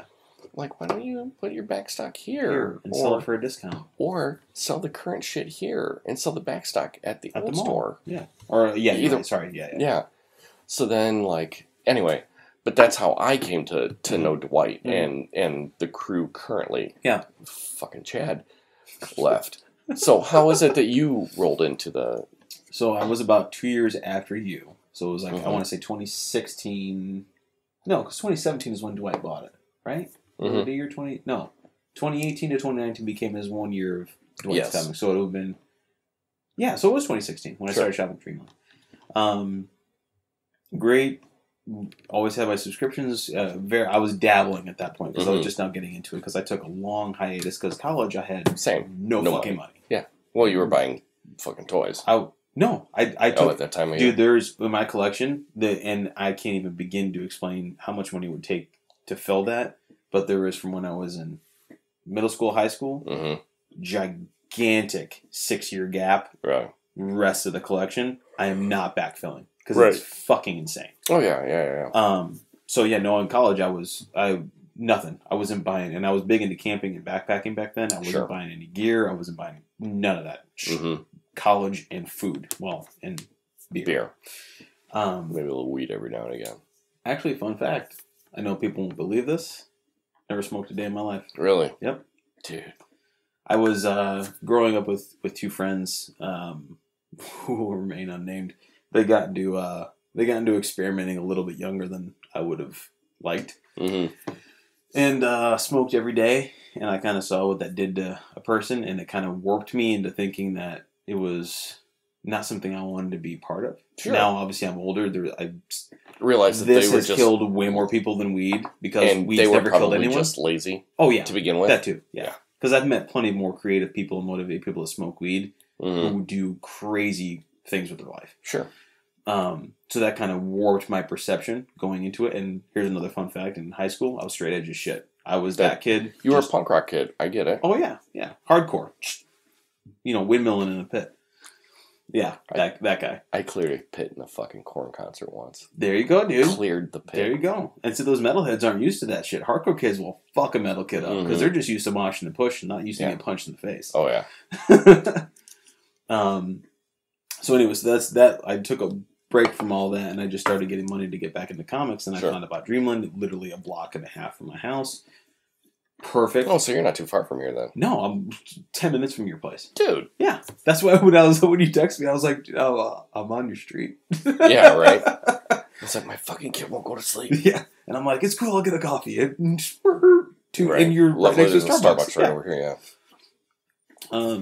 So got back into that. Got a little bit of subscriptions, a couple Star Wars, and what was the other? Power Rangers with Lori. Was that the Kyle Higgins? Right? No, it was the what was the first? It was before Shatter Grid and all that shit started. It was when they just reintroduced it. I don't know about the Power Rangers. I only know that Kyle Higgins ran it because Kyle Higgins did the entire run of Nightwing and the New 52. It might have been the same writer. And he ended up doing it might have been right around that time actually. But Kyle Higgins is a Chicago boy. Okay. And he's a fucking hell of a writer. Okay. And he's done a couple noir kind of books. He did one called Cowl. And it was about Batman? No. Oh. It was an Image book. It was completely unrelated. Oh, okay. But it was like what happens if like superheroes go legit. Oh. And like the Cowl was the union. Like the police, like the superheroes union. Yeah. But it was based in Chicago in the 60s, like in the dirtiest days of Chicago politics. Yeah, like Untouchables era. Yeah. It was fucking great. Nice. And then he did another one called Hadrian's Wall, which was like a space fucking like noir, like detective story with like all these twists and turns. Like Higgins could write spin a fucking yarn, dude. Like. So wait, why was Hadrian's Wall a space story? That's the wall in Scotland or England. Yeah, no, that's just what they called it. It was the ship that they were on. Yeah, dude. The fucking artwork in that was great. It was Ivan Reis doing the fucking artwork in that, and it was great. Nice. And then he's doing some like Cold War era book right now, which I just haven't climbed onto because I've got 1,000 other things. Yeah, I feel you. By the way, how did those work out? Because I was debating getting those. Those are from Sam's Club, right? Yeah. What? The racks. No, I got those at fucking Menards. They're fine. How expensive are they? Because I need like 20 of them. How many long boxes do you have? Not for comics. This whole setup probably cost me $75. Oh, I'm in. Yeah, that's not... From Menards? Yeah. Yeah, because, I mean, you just buy the uprights and then you buy the slats. And at some point, I'm going to have to buy another 2 uprights and slats. And then you can buy them by piece? Yeah, you piecemeal them. It's not a kit. You just piecemeal them. So, yeah, I'll have to buy 2 more slats and then cross-sections and then the wooden boards and shit. They have it all there. By the way, we're critiquing industrial shelving. From my comic books and my guitar sit upon. Literally, I need in my life. Like yesterday. Yeah, well, that came about because my basement flooded a few years ago. Oh, God. How many books did you lose? None. Because they were on that, hopefully? I had probably maybe half the collection I have at this point. Okay. So, like, my buddy Eli and I were talking about it, and I've got, like, because I like to brag about it, because I'm a douche. But in my collection right now, I have... and this is including my trade paperbacks, 3,922 books. Very nice. Yeah. Dude, CLZ Comics. See, that's, oh, God. If I did that, my completionism would... Yeah, it kind of feeds into that. Yes, and I can't do that. That's some reason why I don't do Untapped, and the reason why I don't do record blogger. See, whatever I do CLZ records or CLZ music as well, dude. But yeah, for nope. Yeah, Untapped is kind of a. But then again, are you doing it right now? Yep. But then again, really, I haven't. I've had freedom of. Dude, they got a freedom of press. Yeah, I've never had that one. So I downloaded Untapped, and I started on it, and I realized that I had to backlog all my beers.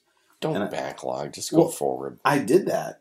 Or not backlog, but I realized, like, okay, screw it. I'm just going to go forward. But I just got Untapped 2 years ago. So I'm missing out on a lot of shit. 938 check-ins, 734 individual beers. I stopped. 3 and 3. I couldn't take it anymore. But you kept the app on your phone. Yeah. For, posterity. I realized that if that would happen, I would get maniacal about it. Because anything with my collections, I get, like... over the fucking edge about, and I didn't want to add another thing to get over the fucking edge about, so I just left it. Have you been to Wolf Den? No, I have no idea what that is. It's a brewery on 20 in Bloomingdale Road. Where the hell is that at? You know where 20 is? Yeah, but I don't know Lake where Street? Bloomingdale Road? I'm blanking. What's over there? Roselle Road? Okay. Turns into Bloomingdale Road. Yeah. Oh, what's around it? Because I've never even heard of that. Nothing. Like, there's a McDonald's and a strip mall. But they've, last December, last fall, last winter, they opened up a brewery there called Wolf Den. Okay. It's fantastic. They got good beer there. Are they we have an IPA, we have a Kolsch, we have an ale, we have a... They got a little bit of everything. Okay. I mean, it's nothing that's like... But they're not like, oh my God, it's the best thing ever. No. Okay. Because I can't do breweries like that. They're like, oh my God, we're so much better than that. No. You know what, though? That's the one thing about the craft microbrewery thing, is that, like, they're very supportive of the other beers. Yeah. And other breweries. And that's one thing that I dig. It's the same thing with the podcast community. Like, everybody's looking to raise the fucking boat. You know, rising waters raise all fucking tides. Exactly. Or rising tides raise all boats. Yeah. But their beers are good. They've got some decent items in their kitchen that they're starting to roll out, but they're still pretty fucking new at this point. Okay. And we went there for Father's Day, and they had like a pig roast and all kinds of shit. Like, it was cool, man. Like, I've been there a few times. It's not bad. Pollyanna downtown in Roselle. Have you been there? Dude. Good. Pollyanna's got good beer, and they've got a fantastic beer garden. Okay. Have you done Lucky Monk? Oh, you don't like Lucky Monk? Oh, I've never had their beer, though. What? Dude, I've been Lucky Monk OG. I'm a 6-year Monk veteran now. Really? I've got the freaking bombers to prove it. Really? Yeah. Yeah, I'm not... Only because, like, I go there for lunch sometimes for work. Yeah. But I can't drink when I'm on the job. I drive a company vehicle. That's so, but I've never really had their beer before. But, like, their food's good. I had they've got the King Burger. Peanut butter and banana. Yep. My biggest bitch about that is that they put slices of banana on it and then peanut butter. Yeah. Mash them shits together, son. Make a spread, and it eats a lot easier. It doesn't slide off. Yeah, no. Yep. It's the messiest fucking burger ever. Like, I've been to Two Brothers, or what is it, Five Guys, and it's way worse. Yeah. or way easier than Five Guys, or what, you know what I mean? Yeah. I got you. Yeah, dude. But yeah, they opened that one up, and then they just opened one up in the Bloomingdale Mall or Stratford. A Five Guys? No, well, they have one there too, yeah. But there's a brewery down there now. Oh, okay. 25 West. That's actually at the bar at the mall. A brewery at the mall? Yeah, they brew their own beer there, and it's a brew pub. They must be raking in cash. It's not really that busy that much. Their beer is okay. For all the times that freaking guys get drugged to the mall with their girlfriends or wives to shop, Jesus, you think that's a brilliant business strategy? Well, let's face it, the malls are fucking dying, dude. Well, yeah, because you don't need a touch and feel anymore. You just get everything off Amazon. Yeah, you know, I still like my brick and mortar though. I admit that, and that was the big thing to go back to our initial jump off point. The thing that got me back into the whole comic store is the initial shit with records. Dude, I was that asshole, which I don't know if it's being that asshole or not. I hated iPods. Mm-hmm. Hated them. I was the dude that when iPods came out, I resisted with everything in me. Was still rocking CDs, making mixtapes. I was that fucking kid. Sure. And then they came out, and I got one for Christmas, and I was like, "Oh, this is convenient." Well, yeah, I was like, "Oh, I can put every CD ever." All right, and I was like super like spiteful about it, but at the same time super grateful. And then I got hooked on that, and then somewhere along the way, I got really mad at the fact that people were buying albums. Mm-hmm. They weren't even buying CDs because I was still the guy with an iPod buying CDs, touching, feeling, smelling the new album. Mm-hmm. And then it switched to people just doing digital media. Yeah. And I got really pissed off about that. Mm-hmm. And then I found out about this miraculous thing called vinyl LPs. And I started backlogging things. And I found out some of my favorite bands are actually currently pressing. And that I went nuts with it. Mm-hmm. And having the visceral experience of the touching and feeling and big album. And the committing to listening to the tracks. Yeah. You have to drop the needle and listen through. There's no skipping with a record player. Well, you can. There's just a science to it. Yeah. I mean, don't get me wrong. I've done it on like some Fleetwood Mac albums. I'm like, I don't want to listen to this today. I'll pop over. Look, honestly, nobody wants to listen to Bare Trees in its entirety. Very true. Very true. Yeah, one of those. My buddy Eli. I don't know if the episode will ever be released. If it will, it'll be after this one. But we tell the story of us going to see Fleetwood Mac in '97 when they got back together with Lindsey Buckingham and Stevie Nicks. Dude, it was a great show. It was a great story. Yeah, dude. Yeah, we drank and told stories. That's awesome. Yeah, and Eli and I have a 30-year history of doing that. Of just stories to tell. That's awesome. Yeah, but I have to finish editing the episode, and I have to send it to him over Google Drive so he can listen to it to give me the approval to put it out, which is breaking my soul. Dude, that's like...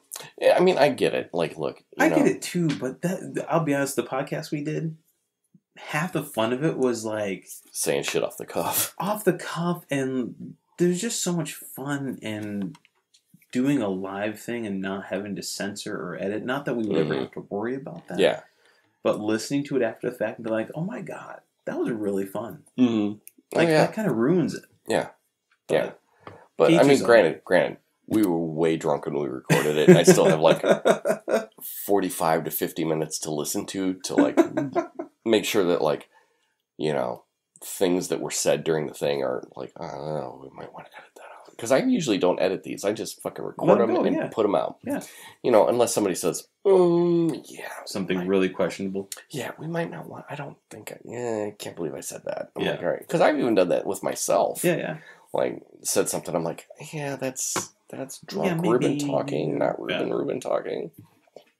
So, but yeah, we told that story, and there's a couple other stories that we've told. It was, oh, God damn it. I hope he's just like, go ahead and release it. If not, there's one section of the story I'm fucking cutting out, and then I'm gonna put that in, just release the that. appendix. Yeah. So, but all right, dude. It's like almost midnight right now. Yes, it is. And I really have to piss, and I'm sure that there are things that we're going to talk about probably offline. So let's end the shit right now. And anytime you want to come back, dude, because this has been a hell of a lot of fun. This has been amazing. Anytime you want to have me back, right on, brother. All right, well, for this week, I'm Reuben. I'm John. Be kind to one another. Indeed.